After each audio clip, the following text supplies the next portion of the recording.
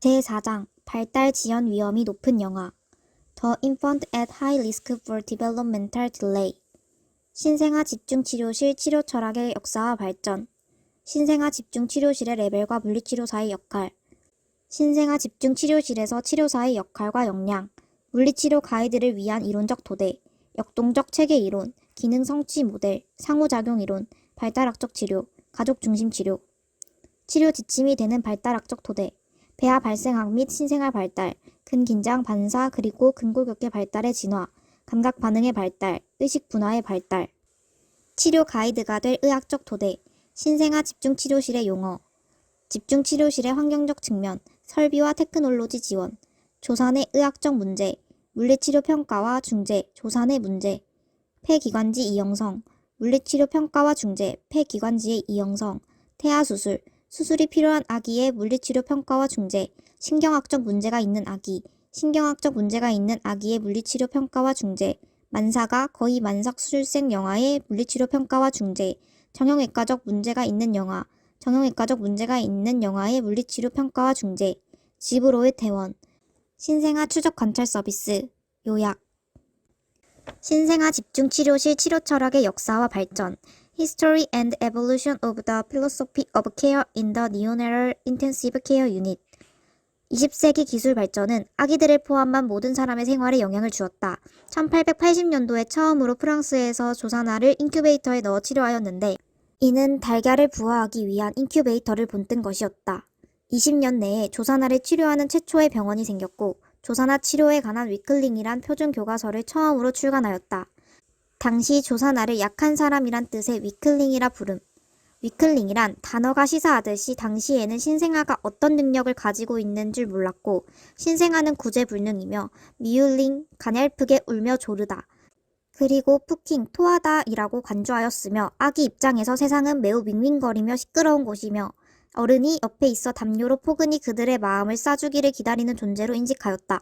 20세기 50, 60년대에는 아기들의 의학적 치료는 온도 조절, 감염, 섭식, 그리고 최소한의 핸들링에 맞춰져 있었다. 그럼에도 불구하고 이러한 취약한 아기들의 사망률은 매우 높았다.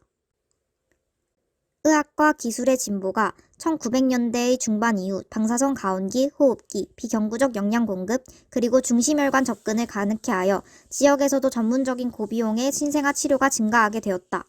미국 소아과 학회는 1970년도에 전문의 자격의 신생아학이란 전문제도를 추가하였으며 1975년도에는 주산기 건강협의회가 전문화된 주산기 센터를 위한 지침을 발표하였다. 그러나 극소 저체중압 1500g 혹은 3파운드 5운즈는 뇌성마비, 호흡기계 질환, 시력 상실, 인지지연, 그리고 청각장애 등을 동반하면서 생존율이 높아지고 있었다.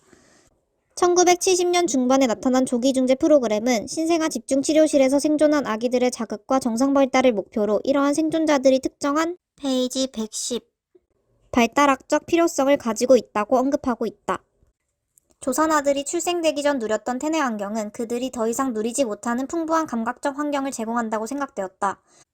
최소한의 핸들링이란 초기의 치료 철학에서 태내에서 경험하는 다양한 촉각, 전정 감각, 고유 수용성 감각, 그리고 청각을 자극해주는 쪽으로 치료 철학이 번화였다. 브라젤토는 1974년에 신생아 행동평가 척도 Neonatal Behavioral Assessment Scale을 발표하였는데 신생아의 역량 및 신생아 뇌의 가소성을 온전히 이해하도록 해주었다. 가장 적절한 수준의 치료를 해줄 수 있는 병원으로 신생아를 옮기는 이송팀이 생겨서 전문화된 집중치료센터의 존재를 더 지지하게 되었다. 1980년대와 1990년대의 의학 발전으로 일산화질소, 체외막 산소화, ECMO, extracorporeal oxygenation, 맥박 산소 포화도 측정기, 표면활성제 보충 치료 등 복잡한 호흡기계 모니터와 치료 모니터가 가능하게 되었다. 이러한 중재로 더욱 전문화된 신생아 집중치료가 등장하였다. 1980년대에는 신생아 집중치료실 NICU에서 태어난 아기들이 흔히 비전형적인 발달을 보임으로써 영아 정기 추적 관찰 프로그램이 공식화되었으며 영아 자극 프로그램이 더 강화되었다. 모든 장애 아동의 교육법이 1986년도에 통과되었고 이 법은 발달 지연 혹은 지연 위험이 있는 영아 및 그 가족에게 조기중재 서비스를 해주도록 각 주에 요구하고 있다. 1980년도에 또한 조산아 그리고 혹은 심하게 아픈 영아에 줄 수 있는 적절한 감각 자극의 양에 대한 의문이 대두되었고 그 개념을 다시 정립하였다. NICU는 영아에게 스트레스를 주고 과한 자극을 주는 환경으로 평가되었다. 계속되는 빛의 자극, 과도한 소음, 그리고 침습적인 시술, 환경적 신생아학 같은 환경적 자극을 수정하는 것이 고위험군 영아에서 중요한 관점이 되었다. 이러한 취약한 아기를 위한 치료 및 비용의 이점과 건강유지기관 HMOS, 헬스 메인테인 오르가니제이션의 등장 사이에 균형을 잡을 필요와 함께 매우 특수화된 신생아 집중치료의 전문화가 강화되어 왔다. 신생아 집중치료실의 레벨과 물리치료사의 역할, Levels of Newborn Intensive Care and the Role of the Physical Therapist. 오늘날 신생아 집중치료에는 4레벨이 있다. 레벨 1은 건강한 신생아 혹은 최소의 관찰을 필요로 하는 신생아 혹은 개별적 보훈치료, 광선치료, 포경 혹은 약간의 진단적 테스트를 해야 할 아기들을 돌보는 곳이다. 정규적으로 아기들의 출산을 하고 있는 지역의 작은 병원이 이러한 신생아 돌봄의 레벨 1에 해당한다. 레벨 2는 레벨 3보다 낮은 중간 정도의 단계를 말하고 지속적인 치료, 정맥주사 혹은 영양 공급, 튜브 영양, 그리고 산소 공급이 필요한 아기들이 이에 해당한다. 신생아 전문의와 신생아 전문 간호사들이 있으며 구역 혹은 지역병원이 이에 해당한다. 레벨 3은 가장 아프고 취약한 신생아에게 고도의 전문화된 서비스를 제공하는 신생아 집중치료실이 해당한다. 레벨 3은 보통 수련병원이며 의대를 산하에 두고 있다. 신생아 전문의, 신생아학 전임의, 전문 임상간호사, 신생아 간호수련자, 그리고 레벨 3에서 특별히 훈련받은 간호사들이 있으며 복합적인 의학적 중재, 발달된 의학적 테스트, 수술, 그리고 호흡기에 의존하는 아기와 의학적으로 취약한 아기들에게 호흡기계 보조를 제공한다. 레벨 4에서는 레벨 3에 더하여 ECMO가 가능한 곳이다. 치료사로서 레벨 1에서 아기를 돌보는 일은 드물다. 그러나 특별한 근골격계 문제가 있으면 보게 된다. 레벨 2에서 물리치료사가 하는 일은 특정한 발달 문제에 대한 핸들링이다. 레벨 3과 4에서 취약한 아기와 그들의 가족과 함께 일하게 될 때에는 치료사는 아기의 욕구를 인지할 수 있는 현재 상태의 기술적인 관찰을 이용하며 자세, 에너지 보존, 통증 관리, 환경의 재정비, 양육, 그리고 의학적 치료를 위한 제안을 하게 된다. 이러한 관찰 기술은 필수적이어서 불필요한 핸들링으로 아기에게 더 스트레스를 주지 않아야 한다. 이러한 방법으로 수행하기 위하여 NICU에서 일하는 치료사는 물리치료 가이드가 되는 이론적 틀과 아동발달학과 의학 치료의 토대를 아주 잘 이해하고 있어야 한다. 보기 4-1. 이 장에서는 이러한 영역을 이야기하려고 한다. 그러나 NICU에서의 발달학적 중재는 복잡한 페이지 111 문제이며 독자들은 이 장 마지막에 있는 참고 문헌들을 살펴보길 바란다. 보기 4-1. 신생아 치료사를 위한 지식 영역. 정상적, 비정상적 영아 발달, 태아와 신생아의 발달, 조산아와 만사가의 감각계의 상호작용 관계 발달, 조산아와 만사가의 의학적 상태와 중재, 조산아와 만사가의 행동 및 사회적 발달, 가족 역동, 슬픔 상실 과정, NICU에서의 양육, NICU의 생태와 문화, NICU의 치료를 지지하는 이론적 토대, 발달 결과와 상관 있는 위험 요인들, 신생아 집중치료실에서 치료사의 역할과 역량, Roles and Competencies of the Therapist in the Neonatal Intensive Care Unit. 신생아 집중치료실에서 일하는 물리치료사의 역할은 다른 물리치료 임상과는 매우 다르다. 신생아 물리치료사는 극단적으로 약한 아기와 그 가족에게 빠르게 돌아가는 매우 많은 스트레스가 있는 집중치료실 환경 안에서 물리치료 자문, 물리치료 진단, 중재, 그리고 지지를 해준다. 신생아 상태, 의학치료, 그리고 그것들이 장래의 발달에 미칠 영향을 광범위하게 이해할 뿐만 아니라 치료사는 주의 깊은 관찰자, 좋은 협조자, 그리고 효과적인 의사소통자여야 한다. 영아의 상태가 빠르게 변하므로 영아의 안정과 외부 지원에 관한 요구에 대한 빠른 판단을 할 수 있는 능력이 필요하다. 다른 환경에서는 가볍다고 생각되는 중재라도 이러한 환경에서는 심각하고 즉각적이며 어떻게 할 수 없는 결과를 초래할 때도 있다. NICU에서의 물리치료는 교육과 임상훈련이 필요한 발전된 영역이라고 할 수 있다. 미국 물리치료협회는 NICU에서 일하는 물리치료사를 위한 지침을 만들었는데 특정한 역할, 갖춰야 할 역량, 지식, 그리고 규칙화된 임상훈련이 포함되어 있다. 물리치료 가이드를 위한 이론적 토대, Theoretical Frameworks to Guide Therapy. 역동 체계 이론, Dynamic Systems Theory. 역동 체계 이론은 많은 하부 체계의 상호작용으로 인한 행동이 나타나면서 인간이 발달한다는 모델이다. 중요한 순서가 없으며 모든 하부 시스템은 같은 레벨이고 각각 복잡하고 많은 기본 요소와 개별적으로 독특한 면을 가지고 있다는 것이다. 내 외적 요인이 발달에 영향을 준다. 개체만큼 환경도 중요하다. 이 모델에서는 영아가 수동적으로 변화나 정보를 받아들이는 존재가 아니다. 환경 내용과 특정 과제 지향적인 하부 시스템 상호작용으로부터 나오는 일련의 발달학적 행동에 능동적으로 참여하는 자이다. 발달의 진전은 직선적 상관관계가 아니며 그 대신 일련의 안정기, 불안정기, 그리고 재조직화의 기간이 있다. 개체는 언제나 안정기에서 불안정기로 넘어가는 시점에서 항상성과 재조직화로 나아가려고 항시 노력한다. 개체의 시스템이 충분히 탐구할 융통성이 있고 새로운 해결책이나 행동을 선택하는 능력이 있기 때문에 이러한 전환기 혹은 불안정기는 중요하다. 치료적 중재는 이 시기에 가장 중요하다고 생각되는데 이 시기에 시스템이 좀 더 쉽게 영향을 받거나 변화할 수 있기 때문이다. 역동적 시스템 이론의 틀은 NICU에서 고위험군 영아의 평가 및 치료에 이용될 수 있다. 그림 4-1 영아와 환경의 상호작용뿐만 아니라 영아의 여러 하부 시스템 간의 상호작용은 영아의 건강과 발달에 영향을 준다.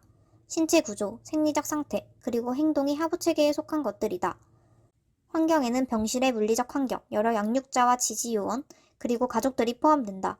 내재적 시스템의 변화 혹은 환경의 변화는 긍정적 혹은 부정적 영향을 줄 수 있다. 이러한 변화는 기능에 도움이 되는 안정성을 주거나 방해 요인이 되어 조직화가 잘 안되고 잠재적으로 부적응적 행동이 나타나기 쉽게 한다. 한 시스템 요인에서의 작은 변화가 다른 시스템에 큰 영향을 주고 궁극적으로 기능에 영향을 미칠 수 있다. 치료사는 병력, 현재의 영아 시스템의 상태, 그리고 환경을 이해하여야 하고 이 영아를 효과적으로 돌보기, 치료를 위한 고려를 해야 한다. 치료사는 영아의 페이지 112 스트레스가 줄어들어 기능적 행동이 발달할 수 있는 상호작용을 지지해주고 환경의 의미를 이해하도록 하여야 한다.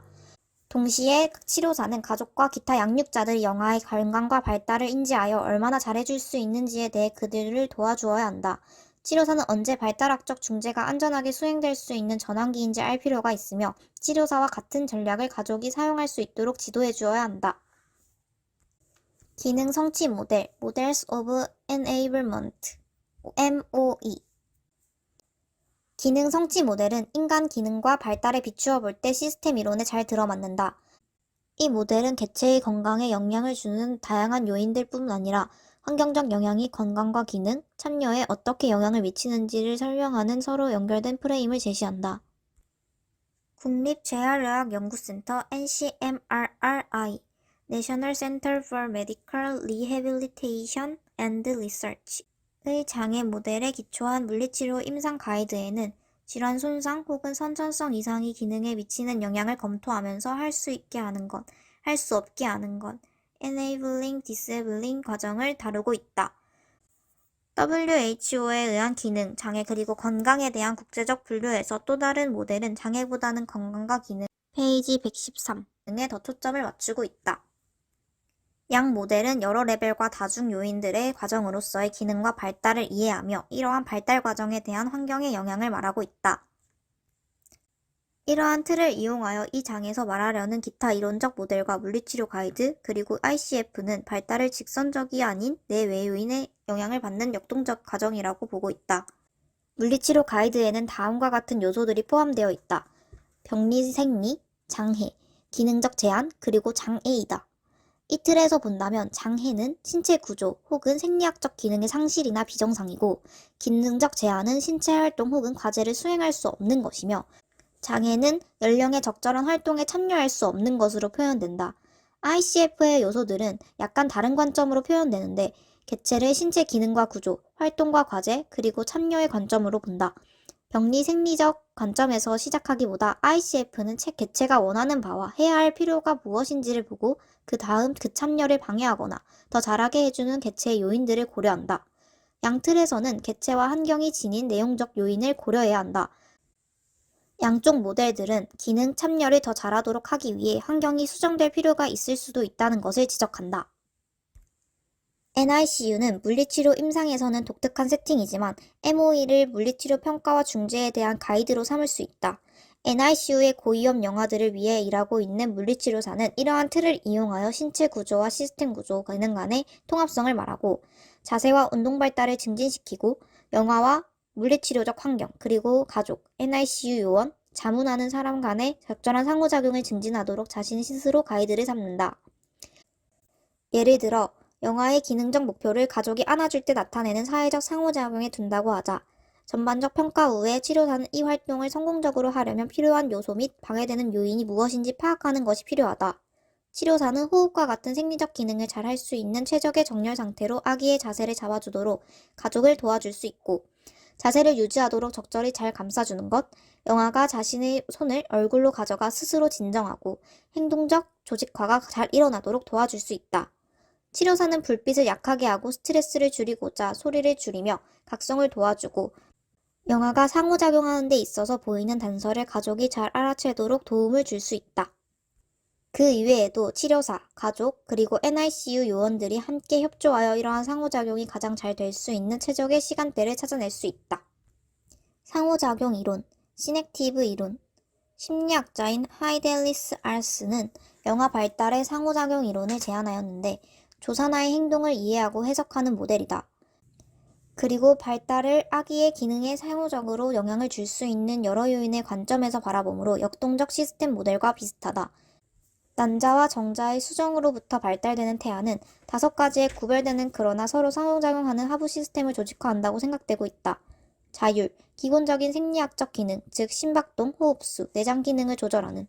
운동, 자세와 동작을 조절하는. 의식상태, 수면부터 깨어있음까지의 의식상태의 정도를 조절. 주의력 상호작용, 양육자에게 주의하고 상호작용하는 능력, 그리고 자가조절, 균형되고 이완되며 이 4가지 모든 하부 시스템의 기능적 통합을 조절. 적인 하부 시스템들로 이루어져 있다는 것이다. 이러한 하부 시스템은 계속 서로서로 반응하고 영향을 준다. 그리하여 시넥티브라는 용어를 사용하고 있다. 만삭으로 태어난 아기는 일반적으로 생리적, 운동적, 그리고 의식 상태의 하부 시스템 내에서 안정성을 유지하는 가운데 짧게나마 양육자와 사회적 상호작용을 보일 수 있는 정도로 이러한 하부 시스템이 완숙한 상태로 태어난다. 그림 4-2. 아기들은 또한 자신들의 안정성에 위해가 될 만한 환경에 있을 때 다양한 하부 시스템을 조절하는 능력이 있다. 예를 들어 부모와의 눈맞춤이 너무 강할 때 만삭아는 하품을 하거나 짧게 고개를 돌리거나 몸을 쭉 펴거나 고개를 가슴 쪽에 묶거나 손을 모으는 주의 상호작용 시스템과 운동 하부 시스템 행동을 보인 후 다시 눈을 맞춘다. 만삭 이전에 출생한 아기는 5가지의 하위 체계가 성숙되기 이전에 출생된 상태이다. 조산아는 이러한 하부 체계에 대한 태내에서의 지지를 잃어버린 것이다. 체온 조절, 태반을 통한 영양 공급, 대사 물질 배설, 산소 공급, 그리고 이산화탄소 배출 같은 자율 조절에 대한 지지, 자궁벽 및 양수에 떠있는 상태와 같은 눈동 지지, 엄마의 수면 각성 주기와 같은 의식 상태의 지지, 그리고 청각과 시각 자극의 줄어든 상태와 같은 주의력 상호작용 영역에서의 페이지 114. 지지. 조산으로 출생한 아기는 밝은 빛, 시끄러운 소리, 자주 당하는 핸들링, 그리고 여러 자극을 견디는 한편 좀 더 독립적 기능 즉 호흡, 섭식, 대사물질 배출, 자세 유지, 그리고 항중력으로 움직이기 등의 각 하부 체계를 성숙시켜야 한다. 조산아는 자궁 내의 기능에 적응되어 있지만 자신의 발달상 중요 시기에 태중 바깥에서의 기능도 요구된다. 그러므로 매우 어려움에 직면하게 된다. 발달학적 치료, Developmental Care. 아기를 체계적으로 관찰함으로써 영아 발달의 상호작용 이론을 적용해보는 것은 성공적으로 잘 적응된 영역과 그렇지 않은 영역을 확인하기 위해 유용하다. 이렇게 잘 성숙되어 있는 영역과 취약한 영역에 대해 부모 및 양육자와 의견을 나누는 것과 필요한 집중치료를 받으면서 무엇이 아이에게 도움이 되는 것인지 알아내는 것이 중요하다. 체계적인 연속 관찰을 통하여 NICU에서 스트레스를 최소화하고 아기에 맞게 광범위한 중재를 할 수 있게 되며 각각의 아기가 개별적으로 견딜 수 있을 정도로 돌볼 수 있게 된다. 이러한 중재에는 소음을 줄이고 빛을 약하게 하며 아기에 대한 핸들링을 최소화하고 아기의 주변을 보호하며 아기의 행동적 단서를 잘 알아내어 관계에 바탕한 양육을 증진하는 전략이 들어있다. 신생아 집중치료실에서의 이러한 접근을 신생아 개별화된 발달치료와 평가 프로그램 NIDCAP Newborn Individualized Developmental Care and Assessment라고 부른다. 이상적으로는 매 7에서 10일마다 NIDCAP 관찰을 하도록 되어 있고 간호 및 시술 등을 하기 20분 전에 아기를 기초적으로 관찰하고 또 간호 및 시술하는 동안 관찰, 그리고 아기가 원래의 기능 상태로 돌아가기까지 시술 후 상태를 관찰하는 것이 포함되어 있다. 그림 4-3. 이런 관찰 시간 동안 환경으로부터 받는 자극과 간호 과제를 기록하면서 안정의 징후와 각 하부 시스템으로부터의 스트레스, 페이지 115를 관찰하게 된다. 표 4-1. 그 다음은 성공적이든 비성공적이든 영아의 자가조절 전략을 기록한다. 그리고 환경 간호, 그리고 부모 개입에서의 수정뿐 아니라 자기 진정하려는 아기의 조직화 시도를 지원해줄 제안사항을 기록한다. NIDCAP의 신뢰도와 자격증이 필요할 때는 NIDCAP 지역훈련센터를 통한 공식적 훈련이 요구된다. 그러나 아기의 행동을 이해하는 데 상호작용 모델의 원칙과 그것을 적용해보는 것은 간호 중 관찰한 것을 토대로 한 발달 중재를 제공할 때 양육자에게 지침을 제공하는 데 유용한 방식이다. 표 4-1. 조산아의 안정상태와 스트레스의 징후. 시스템, 자율 조절. 안정상태의 징후, 원활하고 규칙적 호흡, 분홍빛 안정된 피부색, 안정된 소화. 스트레스 징후, 호흡을 잠시 멈춤, 빈 호흡, 헐떡임. 창백함, 입주위 거뭇함, 얼룩덜룩함, 청색증, 회색, 달아오름, 홍조. 딸꾹질, 헛구역질, 그르렁거림, 구토, 진전, 놀람, 꿈틀임, 기침, 재채기, 하품, 헌숨, 헐떡임. 시스템, 운동. 안정상태의 징후, 부드럽게 조절되는 자세와 근긴장도, 팔, 다리와 머리의 부드러운 움직임, 손발 쥐기, 다리 고정, 손가락 구부리기, 손을 입으로 가져감, 잡기, 빨기, 손 쥐고 있기, 턱을 약간 숙이고 있는 자세. 스트레스 징후, 변하는 근긴장도, 몸통, 팔, 다리, 그리고 얼굴에 늘어진 상태, 몸통과 팔다리의 과긴장, 부잡스러운 움직임. 시스템, 의식 상태, 안정 상태의 징후, 분명하고 잘 구분되는 수면 상태, 생동감 있는 표정으로 집중하는 명료함. 스트레스 징후, 꼼지락거리며 얕은 잠, 갑작스러운 움직임, 불규칙한 호흡, 훌쩍거리는 소리, 얼굴 찡그림, 안절부절. 눈을 굴리는 비몽 상태, 흐리멍덩한 눈, 긴장한 듯한 모습, 바라봄, 시선 회피, 멍청해 보임, 약한 울음소리, 당황한 모습. 조사나 행동의 상호작용 모델에서는 자유조절이라는 하위체계와 운동 하위체계가 두 개의 중심되는 영역입니다. 페이지 116면 이 두 가지가 영아의 나머지 기능의 토대를 이룬다고 본다. 그림 4-4. 이러한 두 가지 하위 시스템은 깨어있기, 의식의 하부체계와 부모 얼굴을 응시하기, 주의 상호작용 하위체계 같은 좀 더 고유의 기능을 할 수 있게 해주는 토대이다.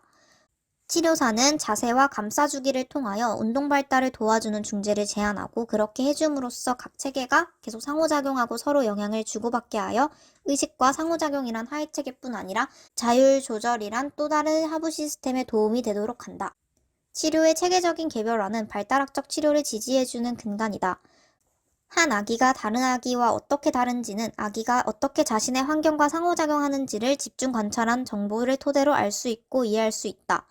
아기의 강점과 약점에 대한 이러한 개별적인 지식을 치료 가이드로 적용할 때 단기적 이득, 즉 입원 기간을 짧게 하고 비용이 덜 들어가고 호흡기 사용이 줄어들며 입으로 좀 더 빨리 먹을 수 있게 되고 성장이 좋아지는 등을 얻는 것으로 밝혀졌다.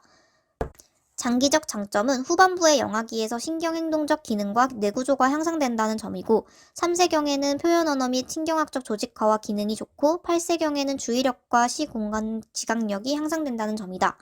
발달학적 치료를 연구하는 데 있어서 비판적 관점은 연구들마다 결과가 일정치 않고 대상 하나가 적다는 점, 결과가 임상적으로 의미 있지 않았다는 점을 들고 있다. 어떤 연구는 정말 결과 측정을 이중 맹검으로 하지 않았다든가 대상군과 실험군에게 같은 중재를 허용하는 등의 연구 디자인상 오류가 있었다. 발달학적 치료에 대한 비판은 NICU에서 발달학적 치료를 적용한 경우 해가 되는 영향은 발견되지 않았지만 얻을 수 있는 실제 장점이 있는가? 페이지 117가이다. 실제 이점이 없는데도 해가 없다고 해서 장점이 있을 수도 있는 기타 중재를 밀어내면서까지 그 원칙을 적용하는 것은 그릇된 것이다. 발달학적 치료 원칙의 본질상 추상적이고 관계성에 바탕한 돌보기라는 것을 고려할 때 연구하기가 어렵고 이 방법은 독자적으로 가르치고 수행하는 것이라는 것을 알면 놀랄 일은 아니다. NIDCAP 관찰 동안 저자들이 알게 된 것은 계속 양육자가 반응해주지 않아 아기의 조직화하려는 시도가 좌절되면 일반적으로 돌볼 때에도 영아가 점차 힘이 빠지고 수동적이 되고 축 처진다는 것이다.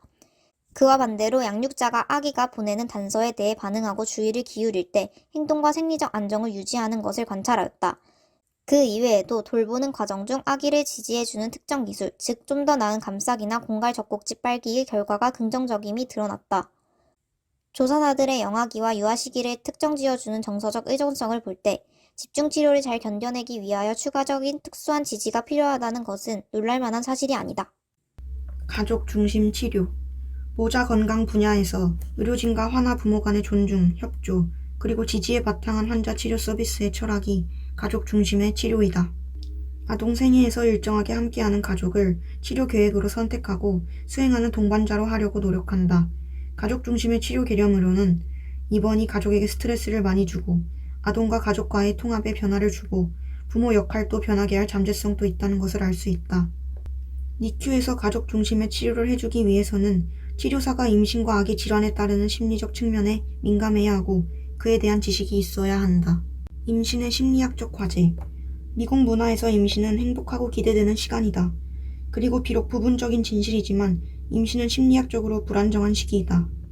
40주간의 임신 기간은 훌륭한 부모가 되려는 심리학적 준비뿐 아니라 신체적 준비를 하게 되는 기간이다.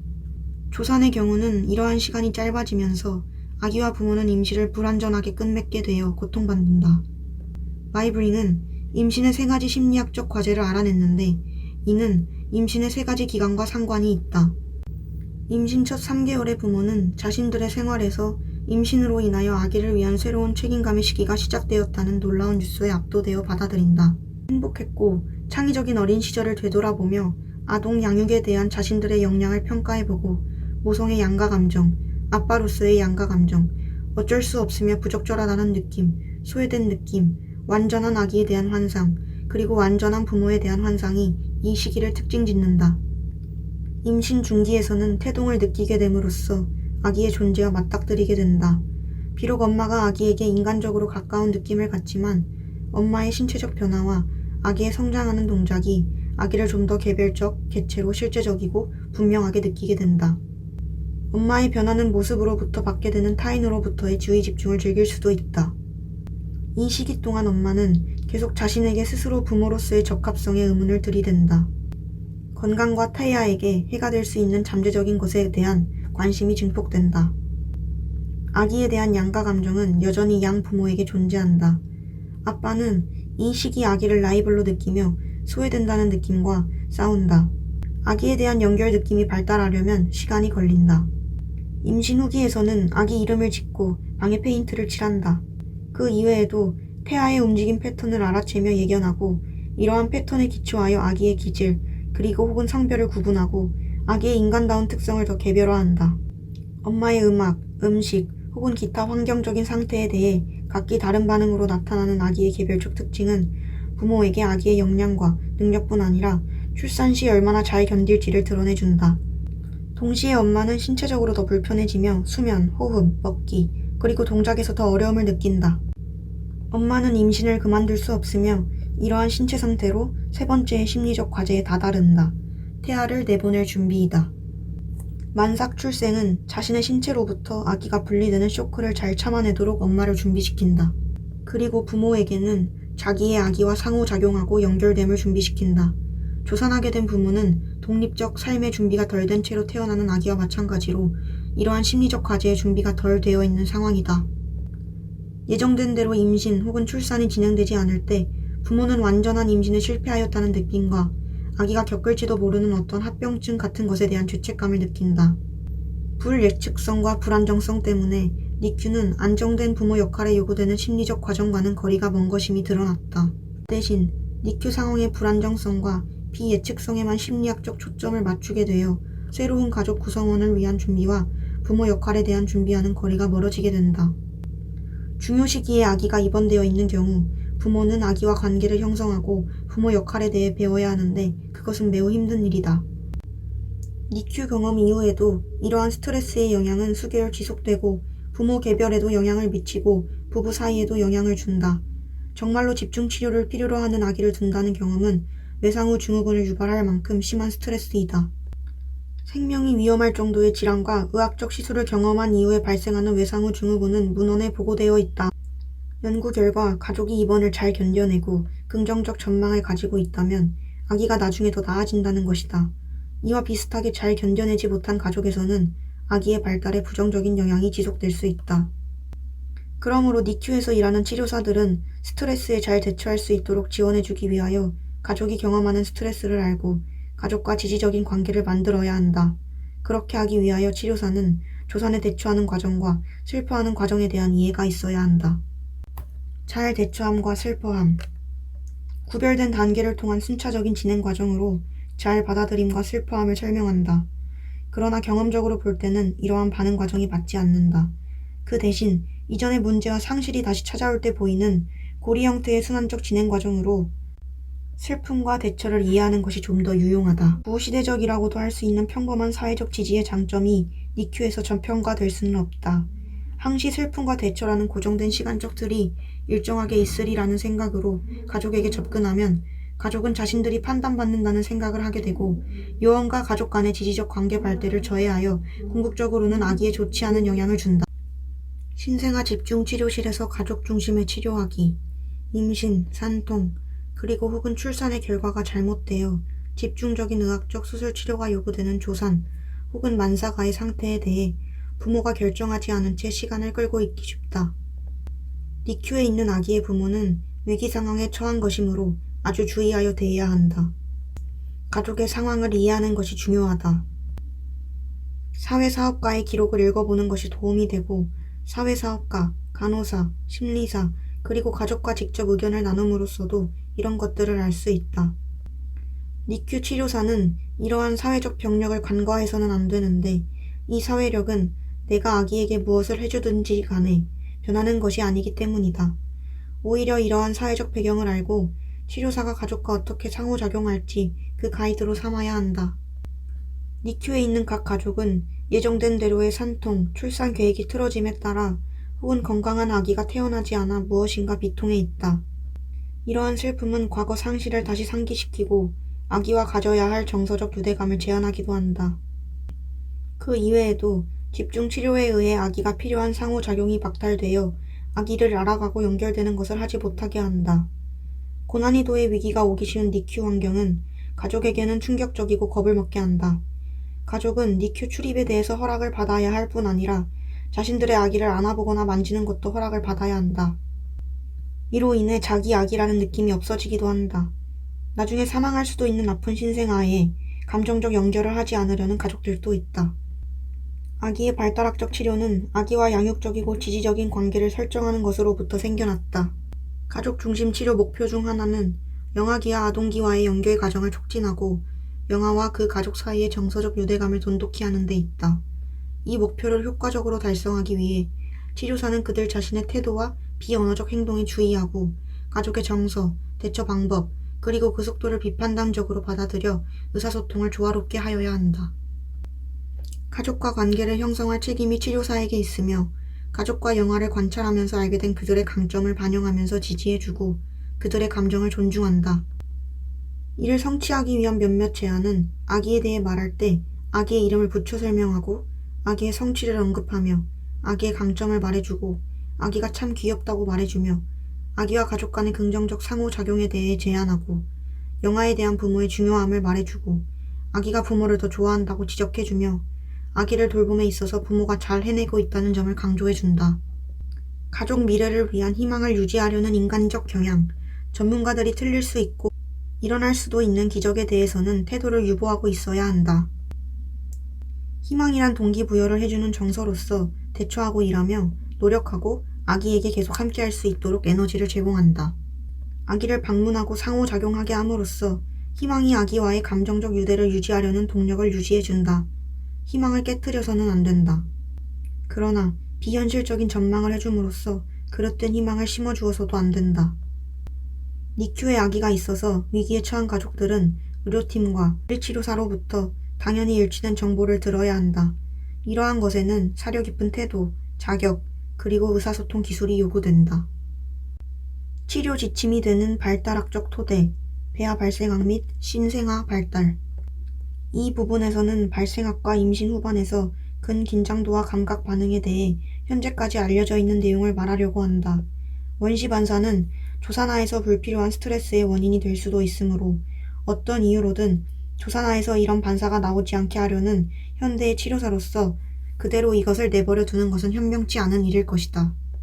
그 이외에도 조산아에서 발달이 현재 적절하게 되고 있는지 판단하기 위하여 근긴장도만을 혹은 감각적 반응만을 단독으로 평가하는 것은 조산아들에게 아무런 도움이 되지 않는다.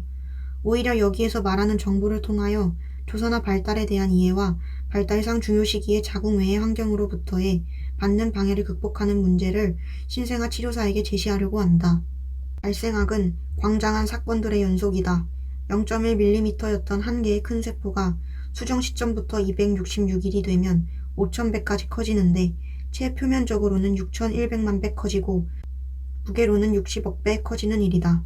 배아 이전 단계에서 수정된 첫 2주에 접합체에서 세포 분열이 일어나 새 원시 배엽을 형성하고 여기에서 분절과 축이 형성되는 것은 인간 아기의 발달의 필수적인 과정이다. 외배엽은 피부, 척수, 그리고 치아로 분화한다. 그리고 중배엽은 혈관, 근육, 뼈로 되고 내배엽은 소화기관, 폐, 비뇨기관으로 발전한다. 배아 시기에 세포 덩어리는 나중에 여러 기관을 형성할 200개 이상의 다른 세포 종류로 나누어지고 분화한다. 이것은 정확하게 계획되고 시간이 맞추어져 서로 얽혀있는 놀랍고도 복합적인 과정이다. 배아 시기의 세포들은 동질적이지만 분화가 증가하면서 각 세포의 정확한 생물학적 기능을 결정한다. 이 시기 끝에 배아는 이형질적인 구조를 가지게 된다. 이 과정 중 잘못된 것이 하나라도 있으면 주요한 형태 기형이 발생되거나 사망하게 된다. 처음으로 발달하기 시작하고 끝까지 계속 발달하는 신경계는 출생 후에도 계속 발달 중이어서 손상에 취약하다. 다른 기관은 손상이나 방해가 선천성 기형을 일으킬 수 있는 결정시기 즉 critical period가 짧다. 수정 첫 주 내에 수정란이 자궁관을 통과하여 자궁으로 도달한다. 둘째 주에 수정란은 여러 번 유사 분열하여 주머니 세포 단계로 혈관이 풍부히 분포한 자궁벽에 장착한다. 그리고 2주째 마지막에 원시적인 태반을 형성한다. 3주 마지막에 배아의 혈액이 U 모양의 관을 통하여 순환하는데 이는 나중에 융합하여 한 개의 튜브가 되고 4에서 7주 사이에 4개의 방으로 나뉜다. 4주째에는 배아의 크기가 0.5cm 약간 못 미친다. 35일째의 단일세포였던 수정란이 10,000개의 다른 세포로 성장하여 있다. 이 과정은 변화가 빠르고 매우 정교하고 예측적이어서 선천성 기형의 시기를 정확히 집어낼 수 있다. 그 이외에도 배아 시기 때 하는 초음파로 7일 이내 범위로 임신 날짜를 알 수 있다. 9에서 26주의 태아 시기에는 배아 때 형성된 기관과 신체 부위가 더 커지면서 정교해진다. 태반은 차단벽으로 작동하고 대사 물질을 걸러내며 성장하는 태아에 영양을 공급하고 폐, 신장, 간, 소화기 기능을 담당한다. 3개월의 엄마가 모르지만 8온스의 양수 내에서 태아는 아주 활발하고 발로 차고 몸을 돌린다. 만사가의 모든 동작 패턴이 임신 15주부터는 빨기, 삼키기, 호흡, 그리고 탯줄을 잡기 등의 동작을 시작하고 있다. 자궁 외부로부터의 자극에 대한 태아의 반응은 수십 년에 걸쳐 기록되어 왔다. 태아의 활동성은 주기적인 변동과 하루 생활 리듬의 변화를 보인다. 만사가의 역량 1900년대 이전에는 신생아를 검사하는 공식적 방법이 없었다. 신생아를 조직화되지 않고 구조화되지 않은 감각과 운동 능력이 없는 존재로 생각하였다. 1990년대 초기 쉐링턴의 반사 모델이 유행하면서 신생아 반사도 조사하였고 신생아에 대한 표준적 신경학적 검사가 발표되었다. 1900년대 중반 반사 모델은 일반적 운동 기능까지로 확대되었다. 연구자들은 영아의 능동적, 수동적 근긴장도를 연구하였으며 영아를 자신의 행동을 조절할 수 있는 존재로 보게 되었다. 프렉틀과 베인트만은 영아의 의식 상태를 뇌의 독특한 조직화 및 관련 생리 능력이라는 개념으로 언급하였으며 이것이 어떻게 자극에 대한 반응에 영향을 주는지 소개하였다. 영아는 능동적으로 반응을 보이고 수행을 조절한다고 여겨졌다. 20세기 후반부에는 좀 더 복잡한 영아 기능이 연구되었다. 영아는 좋아하는 쪽으로 쳐다보며 소리 구별, 감정적 행동, 동작과 말의 협응, 그리고 다양한 울음을 우는 것으로 생각되었다. 이렇게 새롭게 발견한 것에 힘입어 영아는 역량 있는 존재이며 더 이상 수동적으로 받아들이기만 하거나 환경과 양육자가 써내려갈 수 있는 빈 흙판이 아니라는 점이 드러났다. 캄파렌티는 산통 및 출산의 시작과 참여를 위한 태아의 능력에 대해 발표하였으며 생존을 위한 아기의 역량에 대해서도 썼다. 브레젤톤은 돌봄을 이끌어내는 사회적 과제의 아기는 능동적 참여자이고 유대관계를 이끌어내는 주도자이며 안정성을 유지하는 가운데 환경으로부터 자극을 변형하려고 자신의 의식과 자율조절 기능을 조직화하는 것을 관찰하였다. 이와 비슷하게 하이들리스 알스는 집중치료라는 고도의 스트레스 안에서 자신의 기관체계의 성숙을 완성하는 한편 자신의 안정성을 유지하고자 노력하는 조산아를 보여주는 많은 연구 논문을 썼다. 알스 박사는 조산아들이 보이는 자가조절의 시도를 알아채도록 양육자들을 교육하고 또 이런 노력들을 지지해주기 위해 그리고 아기 스스로 성공하고 또 양육자와 아기 스스로가 신뢰감을 가지도록 돕기 위해 양육자들을 교육하는 데 많은 노력을 기울였다. 생존할 수 있는 만삭 신생아로서의 역량을 4가지 범주로 나누었다. 생리적, 감각운동성, 정서 의사소통, 그리고 복합적인 면이다. 생리적 역량에는 호흡, 섭식, 그리고 성장하게 하는 기능적 성숙과 모든 기관의 기능이 포함된다. 감각운동성 역량은 먹이찾기, 빨기, 잡기, 엎드린 상태에서 기도를 유지하기, 그리고 수평과 수직으로 눈 쫓아가기가 포함된 능력이다. 정서 의사소통 역량에는 울기, 자가진정, 눈맞춤, 얼굴 표정, 그리고 옆으로 보기가 있다. 복합적 역량은 아기의 청각선호, 엄마 목소리, 미각선호, 엄마 모유, 시각선호, 얼굴, 그리고 모방 능력, 혀를 내밈 등이 포함되어 있다. 브라젤톤은 신생아는 자기의 부모가 자기를 돌보도록 이끄는 임무를 수행 중인 것이 특징이라고 생각하였다. 건강한 만사가는 양육자와 유대관계를 맺는 자신의 임무 속에서 충분한 상대자를 확보하고 있는 것이다. 조산아는 작고 볼품없으며 덜 반응하고 진정시키기 어려우며 아기의 울음은 양육자에게 부정적 감정을 일으킨다고 생각된다. 조산아 엄마는 덜 조화로운 반응을 보이고 게임 놀이도 덜하며 함께하는 데 힘이 더 들어하고 아기를 덜 만족스럽게 생각한다. 그러므로 조산아와 그 가족 사이의 유대관계 과정이 위험에 처해진다. 역량 있는 섭식 제공자. 섭식은 영아의 1차적 일로 표현된다. 그리고 에너지뿐 아니라 기술도 요구되는 빨기, 삼키기, 호흡의 협응으로 표현된다. 그럼에도 불구하고 매일 만사가는 성공적으로 먹는다. 섭식은 만사가의 전형적인 기본 생존 역량인데 이 과정에서 아기는 능동적 역할을 한다. 즉, 깨어나서 울음을 통하여 배고프다는 의사를 전달하고 섭식의 원천을 찾아 입을 돌리고 삼킴과 호흡과 더불어 협응하여 알맞은 속도로 빨고 일정량의 음식을 소화시키고 대사물질을 배출하면서 체중과 성장을 얻게 되는 것이다. 조산아 또는 아픈 만사가는 이러한 영역 어디선가 섭식의 실패를 겪기도 한다. 아픈 아기거나 조산아는 니큐 치료 경험으로 해서 입으로 먹지 않는 것이 이미 학습되어 있을 수 있다. 조산아나 아픈 만사가는 빨고, 삼키고, 호흡하는 데 도움이 되는 자세인 턱을 끌어당기고 목을 올바로 신전하는 정렬에 필요한 굴곡 신전상의 균형이 없을 수도 있다. 혹은 잔존하는 폐의 질환으로 호흡이 너무 빨라 빨고 삼키는 데 시간이 부족할 수도 있다. 조산아들은 자신들의 생리학적 능력을 자가 조절하지 못하여 환경에서 스트레스를 받을 때 조용하게 깨어있지 못하고 자기 진정이 잘 안 될 수도 있다.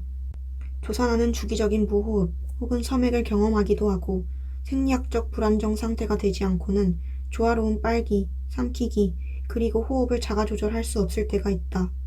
기타 성공적 섭식의 잠재적 장애물에는 역류와 흡수장애 같은 소화기계의 미성숙 혹은 문제가 포함된다.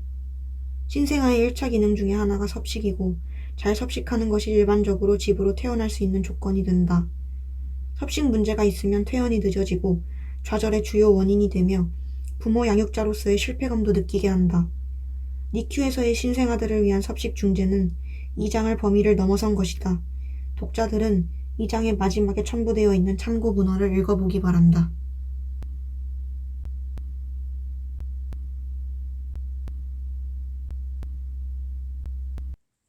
122조 근긴장도 반사 그리고 근골격계 발달의 진화. 복잡한 기술의 발전 덕분에 생존하게 된 간신히 임신 중기를 넘긴 조산아들의 출생이 많아지고 있다. 생존할 수 있는 재택기간은 현재 23에서 24주로 생각되고 있다. NICU에서 근무하는 물리치료사는 조산아가 보이는 행동을 이해하기 위해 임신 후반부의 태아 발달에 대한 상세한 지식이 있어야 하며 이는 조산안의 평가와 그에 따른 중재를 하기 위해서도 필요하다. 1955년도에 수잔 세인트 안 달가시스가 20에서 27주 사이에 생존하지 못한 태아와 생존 전의 태아 40명에 대해 연구하여 태아 성숙의 특정을 기술하였다. 그 당시 생존 가능성은 27주 재택기간이고 달가시스의 연구는 사망하기 전에 조산아들을 연구한 것이다. 그녀의 재택기간 26주까지는 1주간의 재택기간이 한 단계에서 다음 단계로 진행할 수 있는 기간이며 이후부터는 한 단계 변화에 걸리는 시간이 길어진다고 하였다. 달가시스는 자발적인 얼굴 움직임이 매우 초기부터 있고 원이브 활동이 근이브보다 먼저 나타나고 갈란트 반사가 20주까지는 완성된다는 것을 발견하였다. 그리고 능동적 움직임, 유발된 움직임, 그리고 원시 반사의 질, 시간 그리고 완성이 천천히 향상됨을 발견하였다. 그녀는 팔, 다리와 몸통에서의 수동적 근긴장도를 조사하기가 부종, 피부 경화, 그리고 사망의 슬픔 때문에 어려웠으나 수동적 근긴장도는 완전히 느껴지지 않았다고 하였고 촉각과 통증 자극에 대해 21주부터는 태아는 다르게 반응함을 관찰하였다.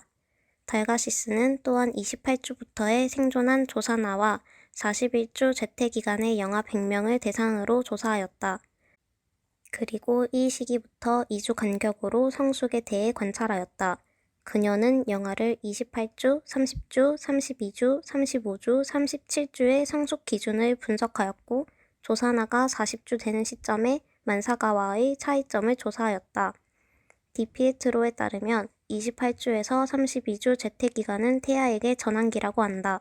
심박수, 활동성, 의식 상태의 조직화, 진동 청각 자극에 대한 반응, 그리고 태아 활동과 심박수와의 연계가 최고조 및 안정 상태를 보이는 것이 다양하다는 것이다. 31주에서 32주 임신 기간까지 다양한 상태가 안정되고 발달 속도가 느려져서 32주 아기는 논란 반응이 덜하고 조용하게 있는 시간이 늘며 의식 상태는 조직화가 향상되고 진동, 청각 자극에 대한 반응이 성숙돼 자극에 대해 습관화되는 능력이 더 좋아질 것이다. 이러한 패턴은 만사까지 지속적으로 성숙될 것이다. 그러나 32주 태아는 그 이하의 태아보다 만사가에 가깝게 행동한다.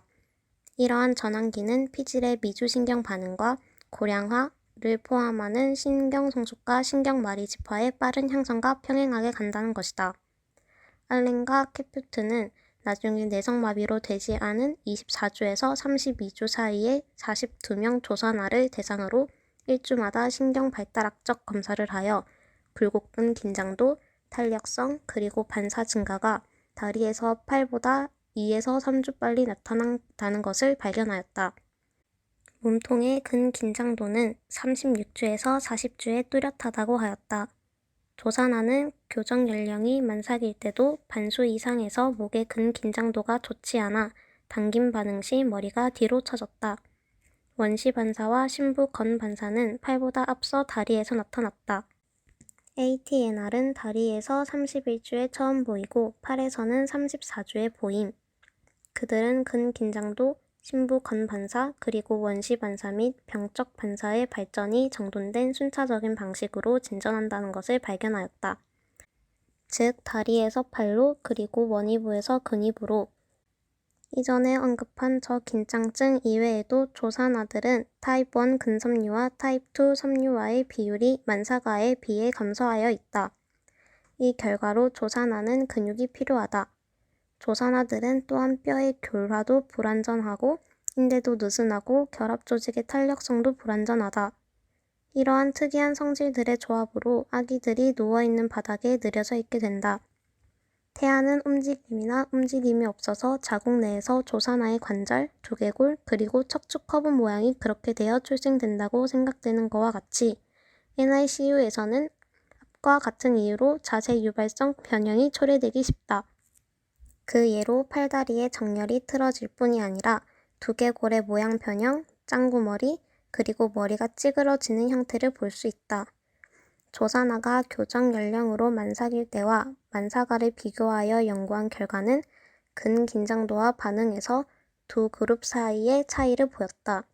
만사가와는 달리 조산아들은 자신들의 능동적 움직임을 제한받는 자궁에서의 경험이 없었기 때문에 굴곡 끈 긴장도의 발달을 위한 경험이 없었다.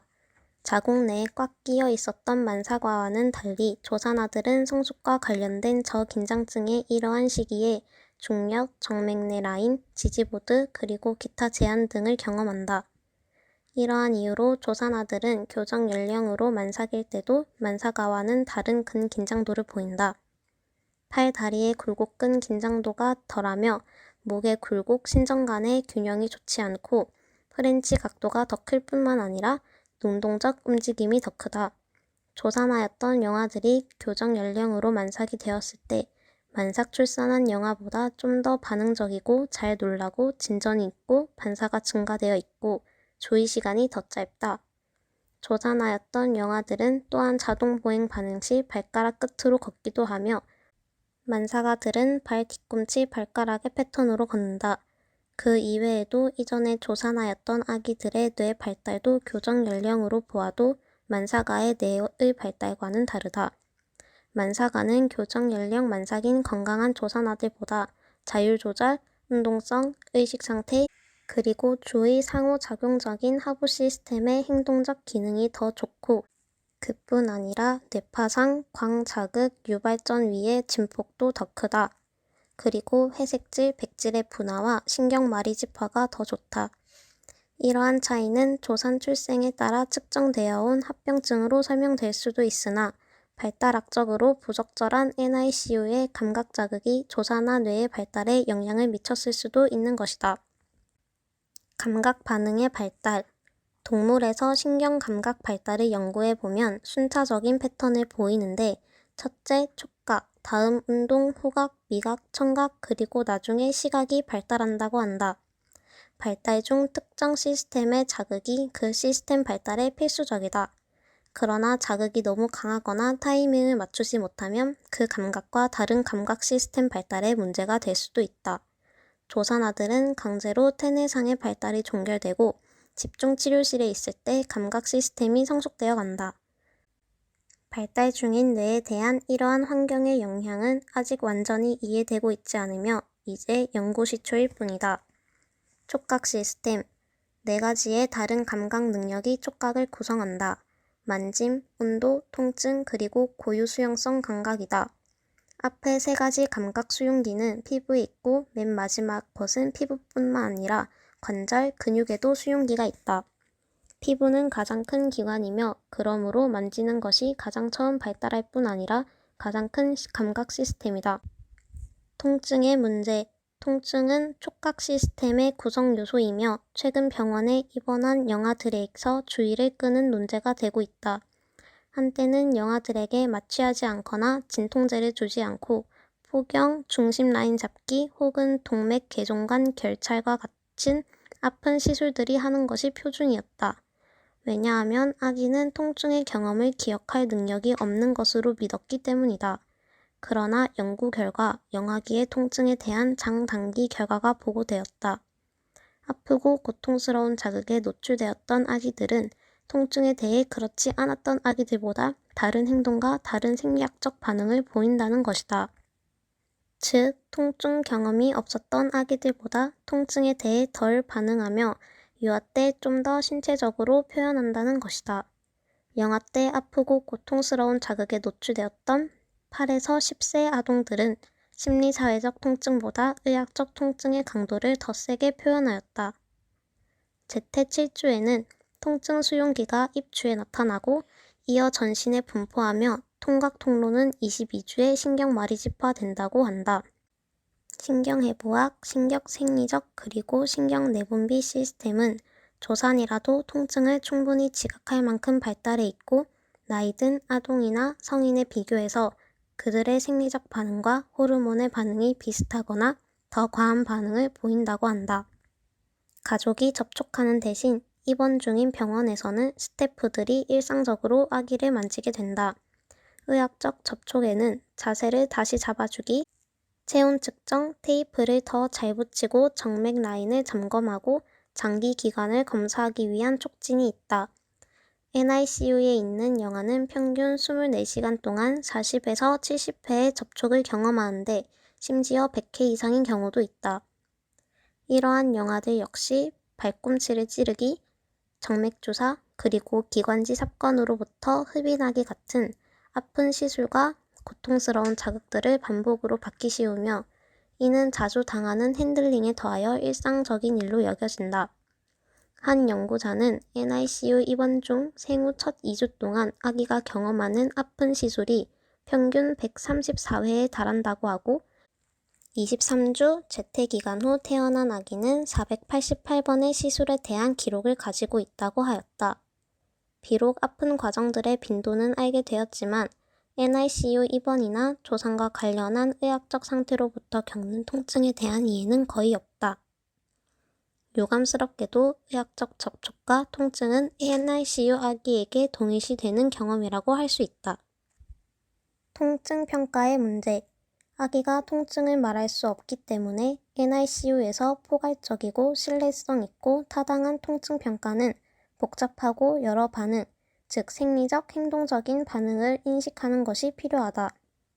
만사가와 조산아는 통증에 대해 달리 반응하는데 이는 NICU 아기의 통증 평가가 더 어렵다는 것을 말해주는 사실이다. 조산아는 만사각보다 덜 강하게 울거나 덜 움직이므로 통증에 대해 반응한다. 그러므로 재태 연령은 영아에서 통증을 평가할 때 중요한 요소이다. 아주 아픈 아기는 강렬한 통증 반응을 나타낼 수 없어 조산아와 비슷하게 보인다. 그러므로 행동적으로 통증 반응이 없어도 통증이 없다고 판단해서는 안 된다. JCAHO의 치료 표준은 신생아 통증의 표준화된 평가 척도를 이용한 일상적인 신생아 통증 평가를 요구한다. 그리고 통증을 줄이고 없애기 위해서 적절한 중재를 요구한다.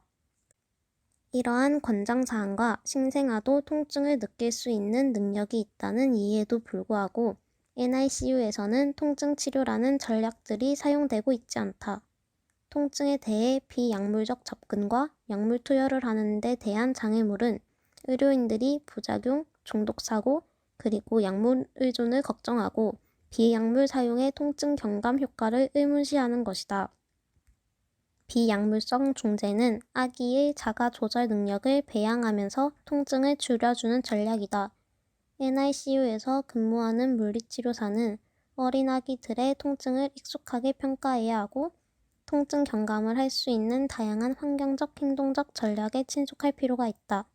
그들은 또한 NICU 아기가 나타낼 수 있는 통증을 항시 예견하고 있어야 하며 이러한 아기들에서 조기에 통증을 최소화하는 적극적인 중재를 해주는 것을 제안한다. 통증 경감을 위한 환경적 행동적 전략.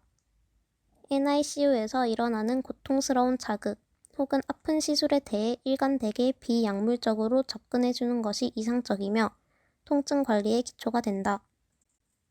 그러나 중등도부터 심한 통증이나 장기간의 통증에는 비약물적 방법에 추가하여 약물을 사용해야 하기 때문에 비약물성 접근만으로 약물 치료를 대체할 수는 없다. 환경적 전략은 고통스런 자극의 강도를 줄여줌으로써 간접적으로 통증을 줄이는 방법이다.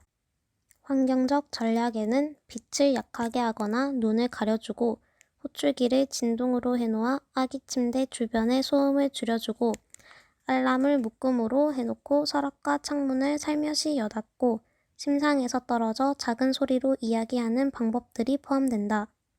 기타 환경적 전략은 핸들링과 아픈 시술의 횟수를 줄이는 것이다. 비약물적 중재는 살며시 흔들어주면서 자리를 잡아주거나 포근하게 잘 감싸주고 비영양적 맑기, 피부와 피부가 맞닿게 안아주고 그리고 자당을 주는 것이 들어있다. 잘 감싸주는 전략은 아픈 시술을 할 때 지지자가 손으로 아기의 다리를 몸체 가깝도록 구부려서 아기를 잡아주는 테크닉이다. 이 방식은 발꿈치 천자와 기관지 흡입의 통증, 그리고 일상적인 간호로부터 발생하는 통증의 생리학적 지표를 최소화하고 울음을 짧게 하고 수면 상태를 유지해주며 조사나 통증 프로필상의 점수를 감소시킨다고 알려져 있다. 가볍게 흔들어 주기는 아픈 시술을 받고 있는 아기에서 통증 경감을 위해 주요한 아기 신체 억제를 제공해주는 방법이다. 공갈 젖꼭지 빨기와 같은 방법은 입원 기간을 줄여주고 발 뒤꿈치 천자 중 안절부절함, 울기를 줄이고 생리적으로는 각성을 줄여준다.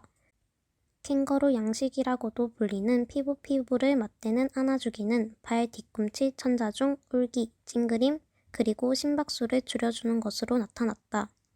공갈 젖꼭지 유무와 관계없이 자당을 주면 정맥 천자 혹은 발 뒤꿈치 천자 중에 아기들이 보이는 통증 점수뿐 아니라 생리적 행동적 통증 지표를 감소시키는 것으로 드러났다. 그리고 이것은 어떤 시술을 할 때 안전하고 효과적으로 통증을 줄여주는 방법이라고 생각되고 있다. 물리치료사는 고통스런 자극으로부터의 통증을 줄여줄 수 있는 환경적, 행동적 전략을 사용할 시점뿐 아니라 NICU에서 영아가 스트레스와 통증을 보이는지 간호사와 의료팀과 항시 함께 주의하고 있어야 한다. 전정 감각 시스템, Vestibular System.